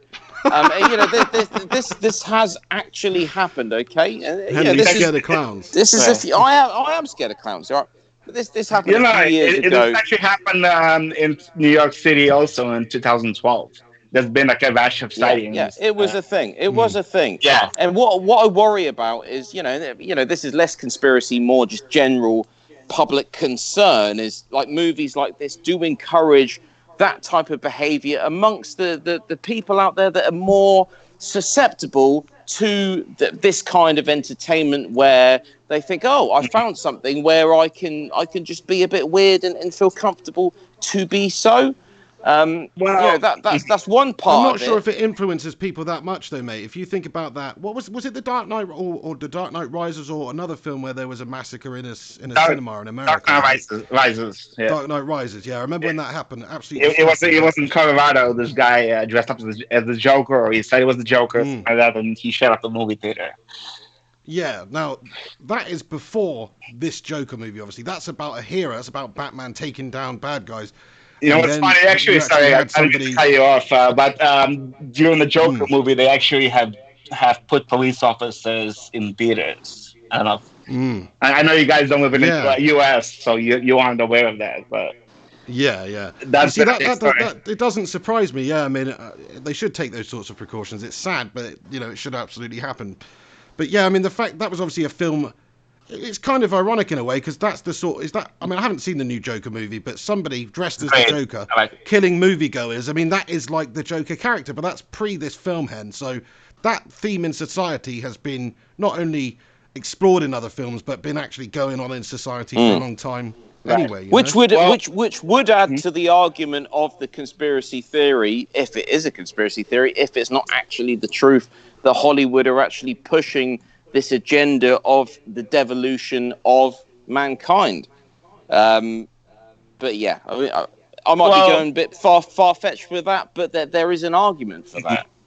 Okay, I would say that how many people actually do something? For example, what I mean to say is, how many people actually go see the Joker and go home and just relax, have a beer? These people are, they're not normal cases in society. And I don't think movies or video games or any other platform makes them that way. I think they are that way. So I agree with you there. Yeah. So blaming media and blaming video games, or video games are part of media, but you know what I mean. I think it's very reckless, because it kind of shifts the blame to the media and not the person. And now, yes, Alex. And now you have people, like politicians saying, well, we don't need to, have more health care for these people. We'll just slap NC-17 rating on the movie, and that'll fix everything. And I don't think that's the way to go. I don't think we should be blaming media or video game, like TV or whatever. We shouldn't be blaming media for people's actions, because there's millions and millions of people who watch this movie and then go home and don't do anything. They're normal people. Yeah, and it's not directed at children, is it? Or the most impressionable people in society. Now, some of them may end up watching it, but these are supposed to be adult themes for adults. And obviously, some people, like you say, regardless of what media they're taking in, are just, they're just mentally unstable, or they're wired up a certain way, or maybe life does get them down and they're battered down constantly, and at one point they snap and they have a reaction and they go nuts. You see that all the time. So I agree with you, Alex. I think it is reckless to say that video games, to say that movies are the cause or a cause of people shooting people up or creating violence throughout society. I 100% agree with that. So, well, I grew up on Grand Theft Auto, so I'm the last person to suggest that media affects who you are, because I'm pretty sure that Grand Theft Auto has not made me into some psychopath, as far as I'm concerned. Okay. But it was more my argument in terms of the coverage of Joker, in terms of what Hollywood want to portray as the the go-to movie for the coming years. And you're talking about Batman previously, already introducing these, these kind of things. And I know it's just fiction, but I mean, what happened to good movies, like really good movies? So when's the last time you saw a Shawshank Redemption? That's There's what loads that's where of I'm. good movies, mate. There's loads. Yeah, there's a lot of movies alternatives you could see. You don't have to go see. First of all, you don't have to go see any movie you don't want to. So if you want, if It's you don't more ever want for to me. go It's see, more about the media. It's more about Right. what people want you to see rather than what's okay to see and what's not. I'm not saying that any of these movies are bad to see. What I'm saying is what the establishment out there want you to watch and what they want you to think is the greatest movie of the year. They push these agendas. Maybe there That's are what I'm slightly trying to more say. themes as well, Hen, like pushing the anti-hero than they used to be, possibly. Because I was just thinking, like, of some of the films over the last few years that I've enjoyed. Wolf of Wall Street was a great film. I know it's probably 5 or 6 years ago now, actually. But whenever that came out, it's like, if you think about the character in that and what the film's about, it's like, the guy's a complete freaking douchebag. Do you know what I mean? But you're sort of rooting for him in a weird way. So it's that sort of a theme. Or what's that other film with The Rock and Mark Wahlberg where they murder somebody and it's like they're the heroes of the film? That's actually based on a true story. I don't know if you knew that. Yeah, that's actually based on a true story. But the way that they make that film, it's like they almost, the victims in it, they try and make them look a little bit like douchebags. They make the murderers seem all likable and, so it has been going on. We've got another call coming in. Shall I just add them into this? Thank you so much, Alex Rudd. Do you want to stay on? Shall I add them into this? I call? think we should get. It's up to you guys. It's fine. Okay, I'll just put them in there. But thank you, great call, Alex Rudd. Great call, yeah, thank you. Hello, you're on the mic with the pig and the hen. Call coming in. Shall I just add them into this? Thank you so much, Alex Rudd. Oh, you're gonna have to turn your speaker down there. It's up to you guys. Hello? Hello, how's it going? Good. How are you guys? Yeah, not too shabby. What's your name then? I'm Horner. Horner. Oh, we got the Horner, so we got the other side of the Joker ideology coming through. Let's hear what you got to say, Horner. Yeah, I just wanted to expand on my super chat there. I saw somebody said that he didn't agree with me. That's fine. We all have our opinions. My point was I actually just watched it last night. I live in Canada. I was watching it last night. And for Fresh me... in the mind. Sorry? Fresh in the mind is what I was saying. Yes, pretty fresh in the mind. Yeah, so the movie... the guy, the character himself, there's nothing wrong with the character himself as he started out on, so to speak, his journey in the movie. But, essentially, like what I'm talking about here is the theme. They're trying to justify, like, even a person in a dire situation, it is okay for him to go out and just, commit atrocities just because somebody else is committing an atrocity. I'm not saying what has happened to him. I don't want to spoil the movie, but let's just say certain things happened to him, certain realizations in the movie where he, discovers certain things about himself, about his surroundings. And, at the end, he takes it out on society, essentially. That's basically the main topic throughout the whole movie. And so you can't, essentially what I'm trying to say here is you can't justify doing evil because somebody else is doing an evil to you. That's how genocides occur. That's how mass murders occur. Okay, Horner, have you seen this kind of narrative in a movie before that's affected you in the same way that Joker has?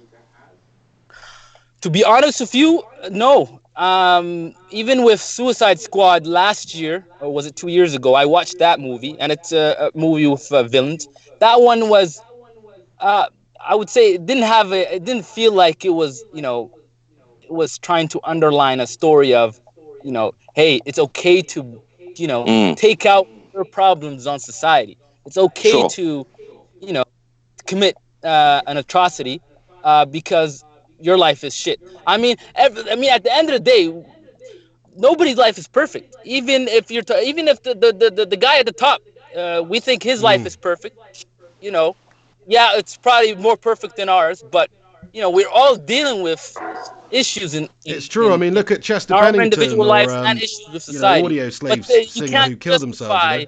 you can't justify uh, not just murder, but you can't justify an evil action because somebody else has committed an evil action towards you. You know what I mean?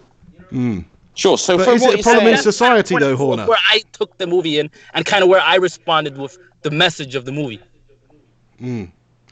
But those themes do occur in society, though. Like you often see people who are pushed to the brink, or because maybe they're bullied at school or whatever it may be. So is it the fault of the Joker to highlight this, or is it just another topic to be discussed? Because that does actually go on. You see it a lot more and more these days in the States.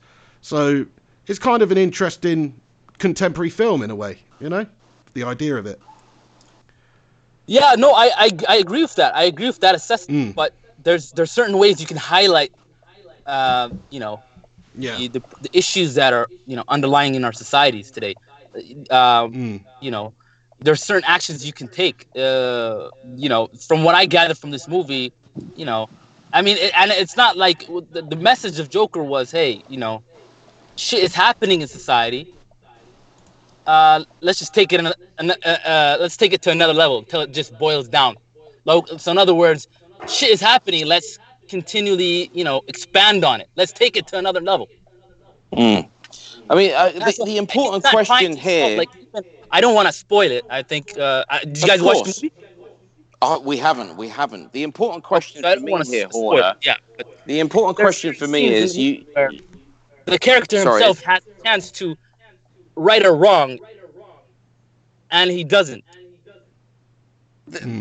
So the important question for me, Horner, here is if you've been to the cinema, you've watched this movie, you're walking out after the movie's finished, and do you feel like as a viewer you've taken away any positive message whatsoever, or is it more the fact that you're walking away from this movie thinking, well, do you know what?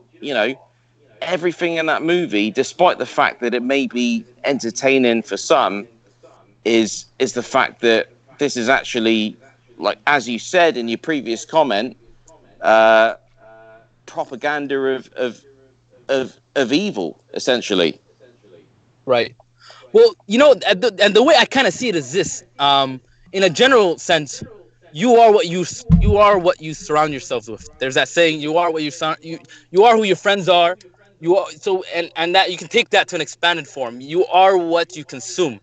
So if you're consuming these type of movies, that's going to reflect your sensibility. For most people, yeah, but I'm talking about for the outlier, the person who is. It's like Blanca in Street Fighter, isn't it, Horner? Exactly in the same position as the character Flex in the movie, the Joker. Yeah. He's going to take this message, and we don't know his sense of intellect at the moment. We don't know where he is in his stages in his life. He could take this movie and say, hey, okay, this is my call to go. This is where I can this movie speaks to me on a deeper level.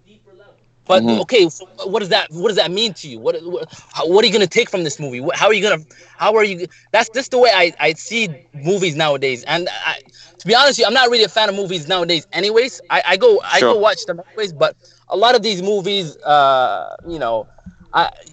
it's just they're ttrying to push a narrative.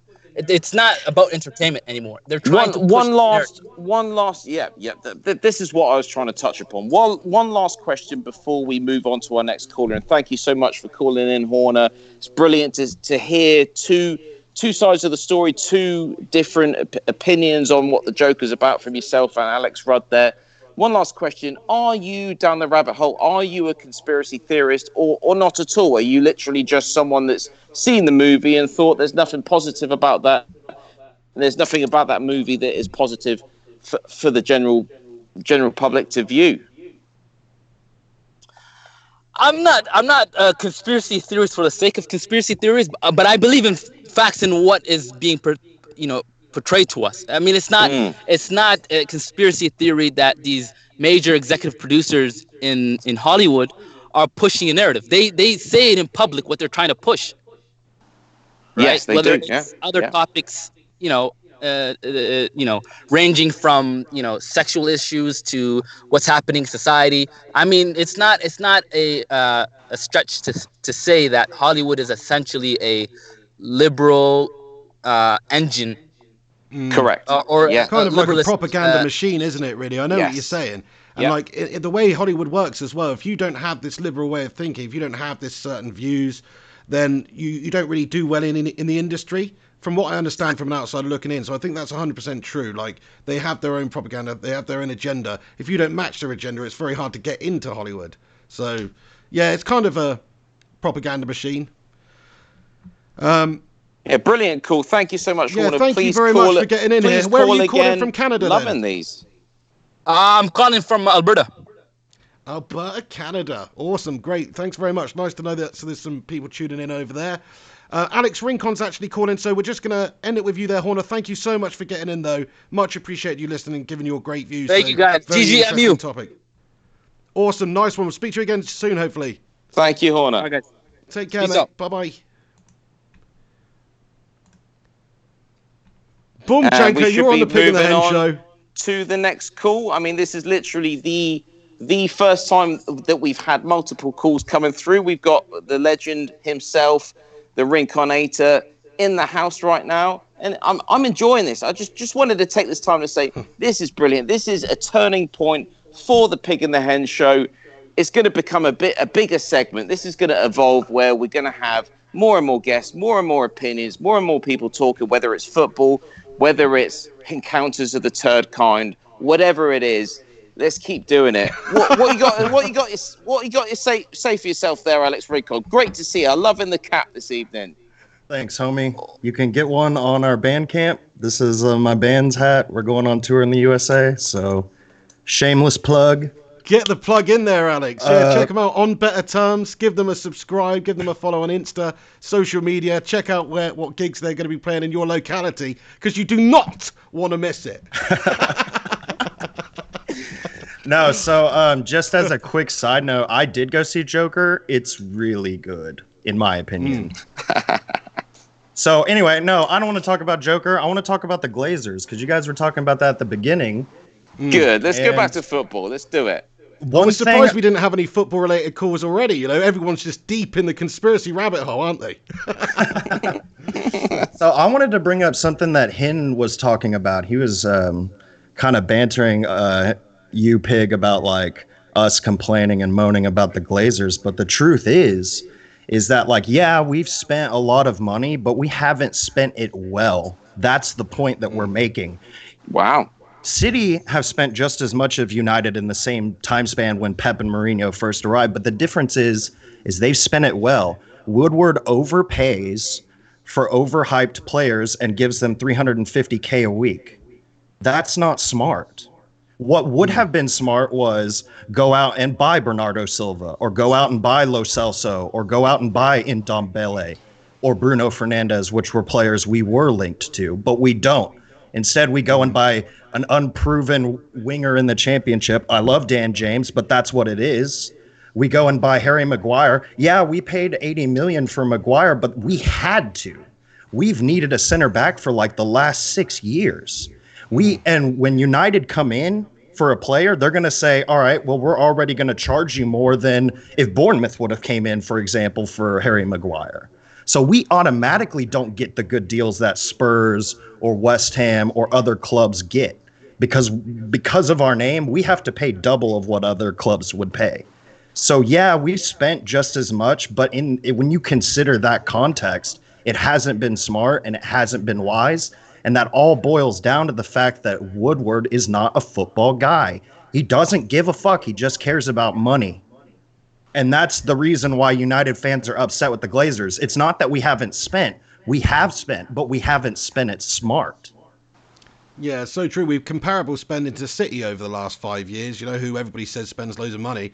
We've spent basically the same sort of amount of money as they have. Yet, if you look at the players they've got, the depth they've got in their squad, they spend it so much better than Manchester United have. And it all goes back to the fact that they have a football guy making the football decisions. They hired Barcelona's old technical director to come in and help Pep out with the signings. Who do we have helping out Ole or Mourinho or Van Gaal or whoever, Moyes, with the signings? We have fucking Ed Woodward. He doesn't give a shit. He's an investment banker that worked for Chase. Chase was a company that the USA bailed out in 2008 because they played with our money and lost billions of dollars. So they're not a good company, and he worked for a company that wasn't a good company.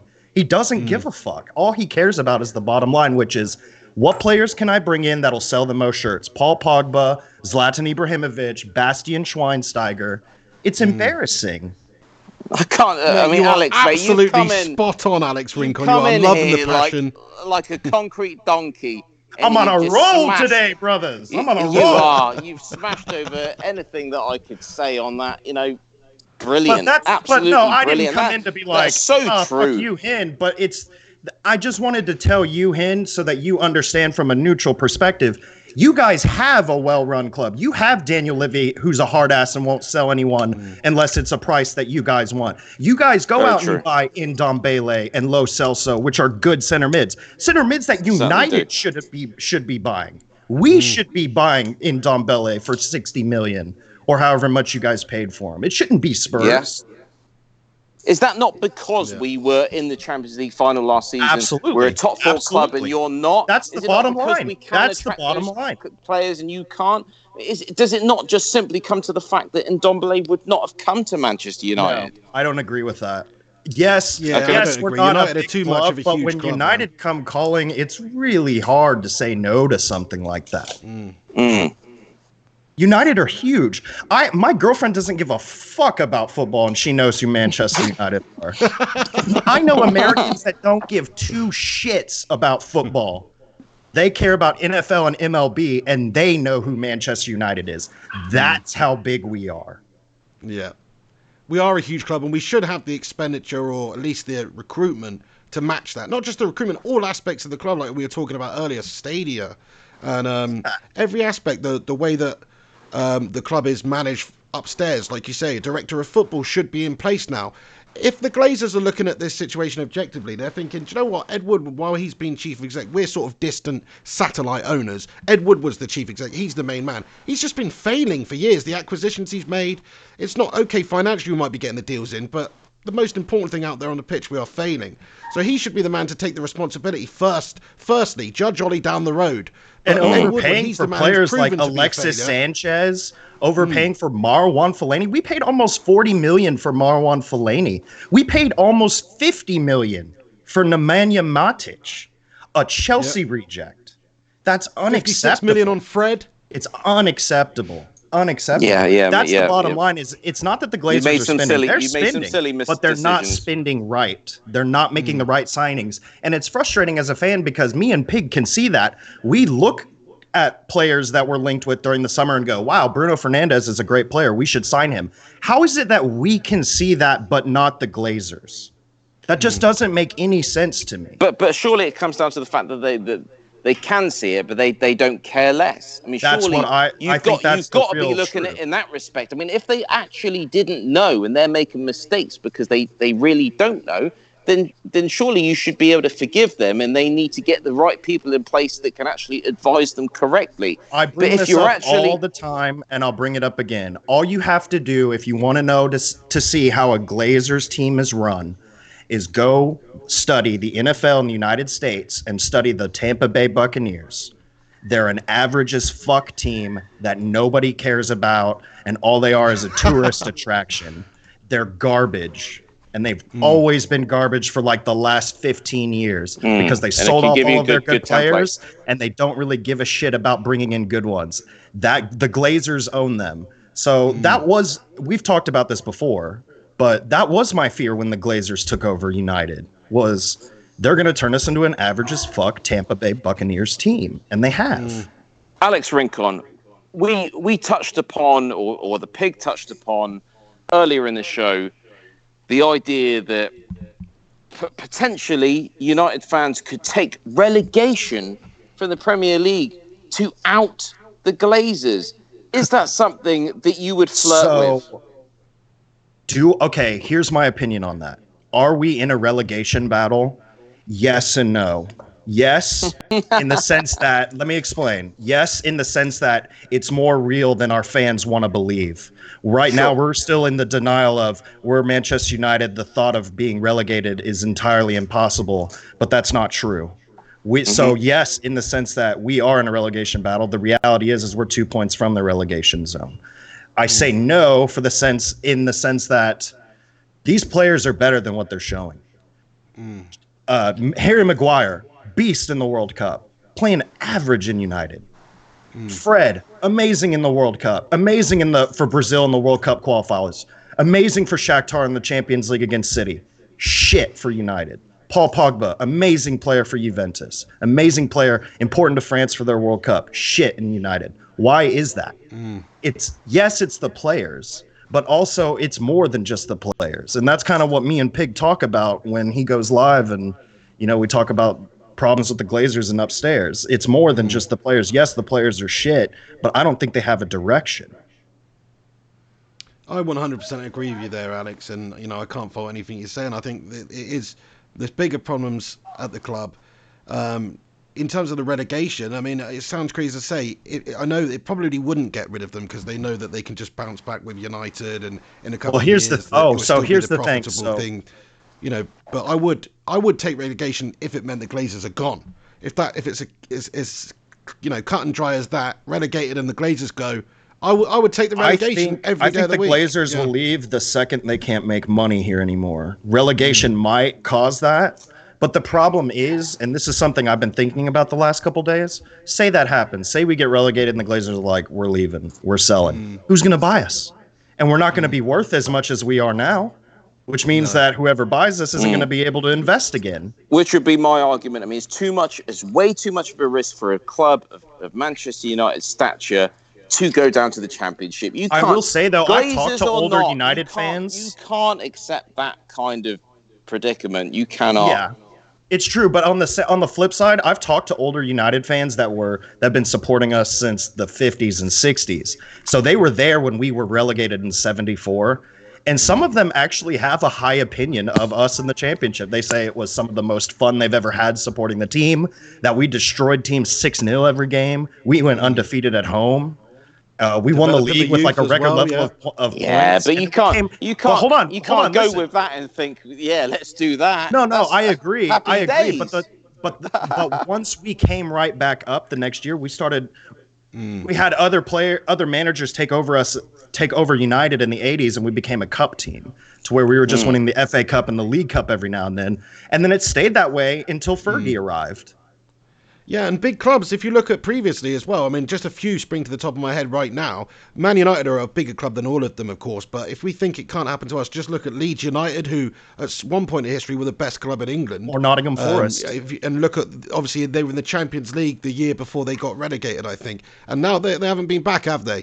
No. Blackburn Rovers, you're talking, championship winning side. Where are they these days? The reality is because they had terrible owners come in. The reality is football goes in cycles. That's the reality. And we're in the cycle now, unfortunately, where it's time for Liverpool and City and Spurs and Arsenal or whoever else is on the rise to get theirs. We had our time. Now, the frustrating thing as a United fan is we could get back to the top if we had competent owners that were buying wisely. If we had owners that would have went out this summer and bought Ndombele, Bruno Fernandes, Jadon Sancho, another Koulibaly, and another Sessegnon or Junior Firpo, who was someone we were linked to, it would be a completely different story. We would be one of the best teams in the Premier League. Even if it doesn't work out through all your signings, you still have that depth there. I remember when City had Mark Hughes as their manager, and they were sort of making these signings which, they're just spending money, like Robinho and Roque Santa Cruz and all these guys that didn't work out. But they had the owners there, they had the board there to back it and be able to deal with those terrible signings. A transitional period. A transitional period. My last question for Alex Rincon is: do you miss Jose Mourinho? Good question. I've never thought about it. So here's my take on Jose Mourinho, and I pointed this out in the chat earlier today. Our fans, I've noticed, are starting to bitch about Ole not getting the results. Mourinho was getting the results, but the main complaint I heard when Mourinho was in charge is we're getting the results, but we're not playing the way that we can. Attacking, free-flowing football, that's the way United have always played. We weren't playing that way under Mourinho. So I heard a lot of complaints of we're getting the results, but we're not playing the way that we need to. And under Ole, we're hearing we're not getting the results. So we as fans need to make a decision. Is it fucking results that we want, or do we want to play good? Because here's the thing. These players aren't good enough to play good. I don't give a fuck what anyone says. We are not good enough to play 1v1, match Liverpool's 4-3-3 formation and go head-to-head, man for man on every position. We'd get destroyed. Yes. Mourinho had to set us up in a 7-2-1 formation because our players aren't fucking good enough. They're just not. Wow, and I have to agree It's a with giant that. circular answer, man. It's a giant circular answer because then I could just go back to explaining to you the reason we're not good enough is all back on the Glazers. They haven't invested. Very true, mate. I'd agree with I everything agree that's been with said everything there. you said, Alex. Great freaking call. What I want to say to you, Alex, is I don't know if you heard earlier on in the show, but me and Henry were thinking about, because you were great on camera, you're a great talker, and you were coming with those hot statistics for the last time around. If maybe you consider, I know you've got, obviously other commitments, timing wise, it's not great, but maybe for the time being, if you want to jump on and be, the stat man, if you like. I would love that. And I want to just leave on this note.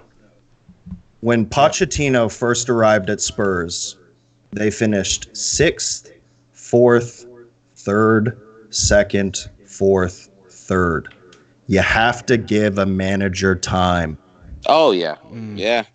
I'm not Pochettino out. Far from it. We've had the worst ever week under Pochettino this last week, but But you guys will bounce back because you're a better team than we are. That's just the facts. The bigger worry for me is, regardless of the recent performances, it's more the stats. You as a stats man can understand 2019 has not been a great year for Tottenham Hotspur, but I think that partly comes down to burnout due to the fact that we actually made them heights of the Champions League final. We got there. We finished top 4. We've been doing it year upon year for this last 3 years, as you said.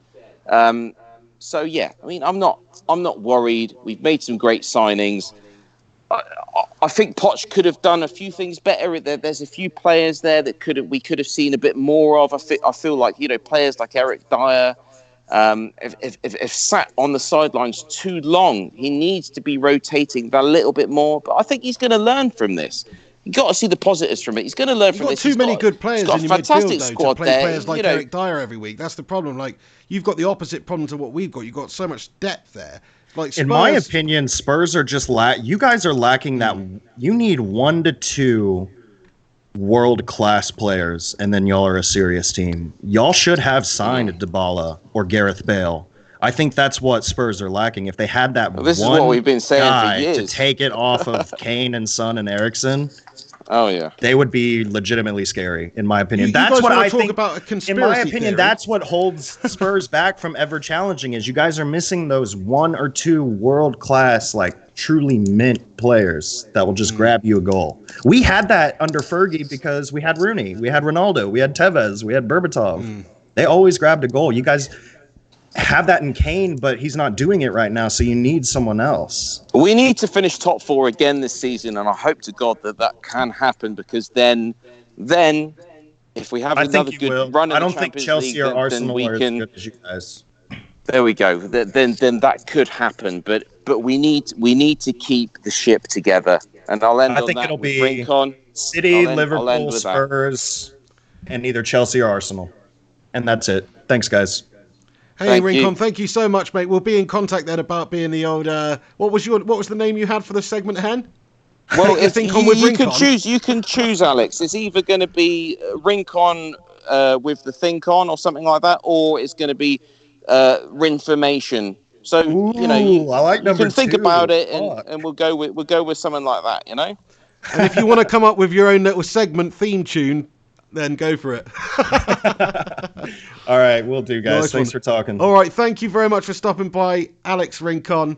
We'll see you soon. See ya. See you, you, mate. see you, Alex. Guys, great show today. We're going to have to wrap things up now, but I want to just give a special thanks out to Alex Rincon. What a great call. Great, interesting points that he made throughout, which I fully agree with. I'm sure a lot of United fans do.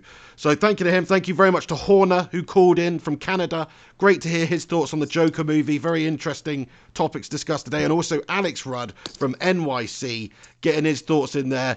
Lovely to hear that New York accent talking about the Joker. So you guys, thanks so much for tuning in. Next week we'll plan a little bit better, have a little bit longer for the calls, because I think the calls aspect of the show is actually pretty awesome. Like I'm loving it. I mean, to be fair, it was a bit hard for me to get a bloody word in edgeways there, Henry Hotspur, with you guys. Well, I mean, we'll work on that. Sorry, I'm just so excited, But I have been banging on about this for show after show, saying that this needs to be the next big thing on the Pig and the Hen show, and I think it goes to prove on this episode that is the way forward. We need to be speaking to people out there. I love to hear from the people that we know well, like Rincon and Rudd, and brilliant to hear from new people. Yeah, we should. Great to hear from new people like Horner, but anyone out there listening, it's your chance. Follow the show. Maybe not next week, maybe not the show after, but you will have your chance, and we will discuss the goings on in the Premier League, in the footballing world, and in the hen counter world as well, of course. Absolutely great calls. Can't wait to hear them more of them next week. It'll be fun. I'm sure we're going to get a troll call at some point as well, so I look forward to that. But honestly, everybody who's taken the time to tune in today, who's commented, shout out to everybody at the end here: Razak, Illa United, Gungshi, Alex Rincon, JP, Alex Rudd, everybody else. If I've not mentioned you, of course, Rudd, Horner, Gungshi, of course. Showing a lot of support on the channel throughout the show today with the super chats and stuff like that. Much appreciated. Click the link in the description to Patreon as well if you guys want to help this channel grow. I mean, to be fair, we've got a lot more viewers on the Pig and the Hen show this week than we usually do live, so great to have you new guys in here, whoever you may be, or if you old lads are just coming out of the woodwork because you wanted to hear my thoughts on United's misery at the moment, also Henry's thoughts on Spurs' misery. That's probably the real reason we got so many viewers this week. And nobody cares about that, though, really. Come on. Either way, thank you to each and every one of you for tuning in. Do us a favour before this show ends. Smack a cheeky little like on it. Subscribe to the channel. Keep a lookout for upcoming Pig and the Hen show. Subscribe to the Pig and the Hen show podcast, or the Flying Pig podcast as well, on SoundCloud, and also your podcast app, iTunes, all that good stuff. Leave us a 5-star rating if you can. That'd be much appreciated. Go over there and listen to it, the audio version, if that's how you like to get it. We'll keep putting them on there. Also, what was the other thing I wanted to mention at the end here? Well, I mean, do we not have time for one more little cheeky phone in? Nobody's calling at the moment, Hen, and I don't really have time there. I've got to go. We've been doing it for 2.5 hours. Maybe if you weren't 15 minutes late for the start, we'd have been able to do it, yeah? Is this the longest Pig and the Hen show we've had? It's right up there, yeah. 2 hours, 31 minutes so far. Basically the length of your battery life on your iPhone, mate. It's actually doing all right tonight, isn't it? Respect. Hey, Henry, though, great show, mate. Loving it. Thank you very much to each and every one who called in. Follow Henry Hotspur on social media, Henry_Hotspur on Twitter, and you can follow me at Mr. Flying Pig HD. Yeah, I mean, what can we say? United and Spurs both shit at the moment. Hopefully the next Pig of the Hen show, well, there won't be any good news because of the international break, but hopefully the one after that, we'll have some positive stuff to talk about from a United point of view anyway. Well, there we go. I mean, I might be watching a bit of England rugby this weekend. I mean, that just to, put my mind away from how terrible Tottenham are doing, I'm even considering going to rugby. That's where I'm at. So, hopefully England could have a good result at the rugby, even though I've never followed rugby ever. I'm not a rugby person. And then let's see if Poch can actually pull up his socks with them Spurs on the back of his boots, and get back to winning ways. Bollocks. Anyway, guys, thank you very much for tuning in. This is the Pig on the Pig and the Hen show, joined by Henry Hotspur. I've been the Pig. And I've been the Hen. Bok, bok. And we'll see you next time. Pig and the Hen show, 3 p.m. every single Wednesday, at least until the clocks change anyway. So we'll see you next week at 3. Have yourselves a bloody good one. That's it. Get your willies out.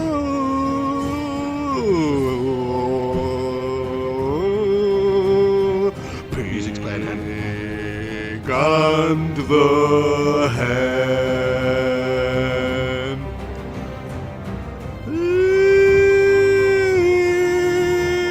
Pig and the Pig and the Hen. Pig and the Hen show. Pig and the Hen show. Pig and the Hen show. Pig and the Hen show. Pig and the Hen show.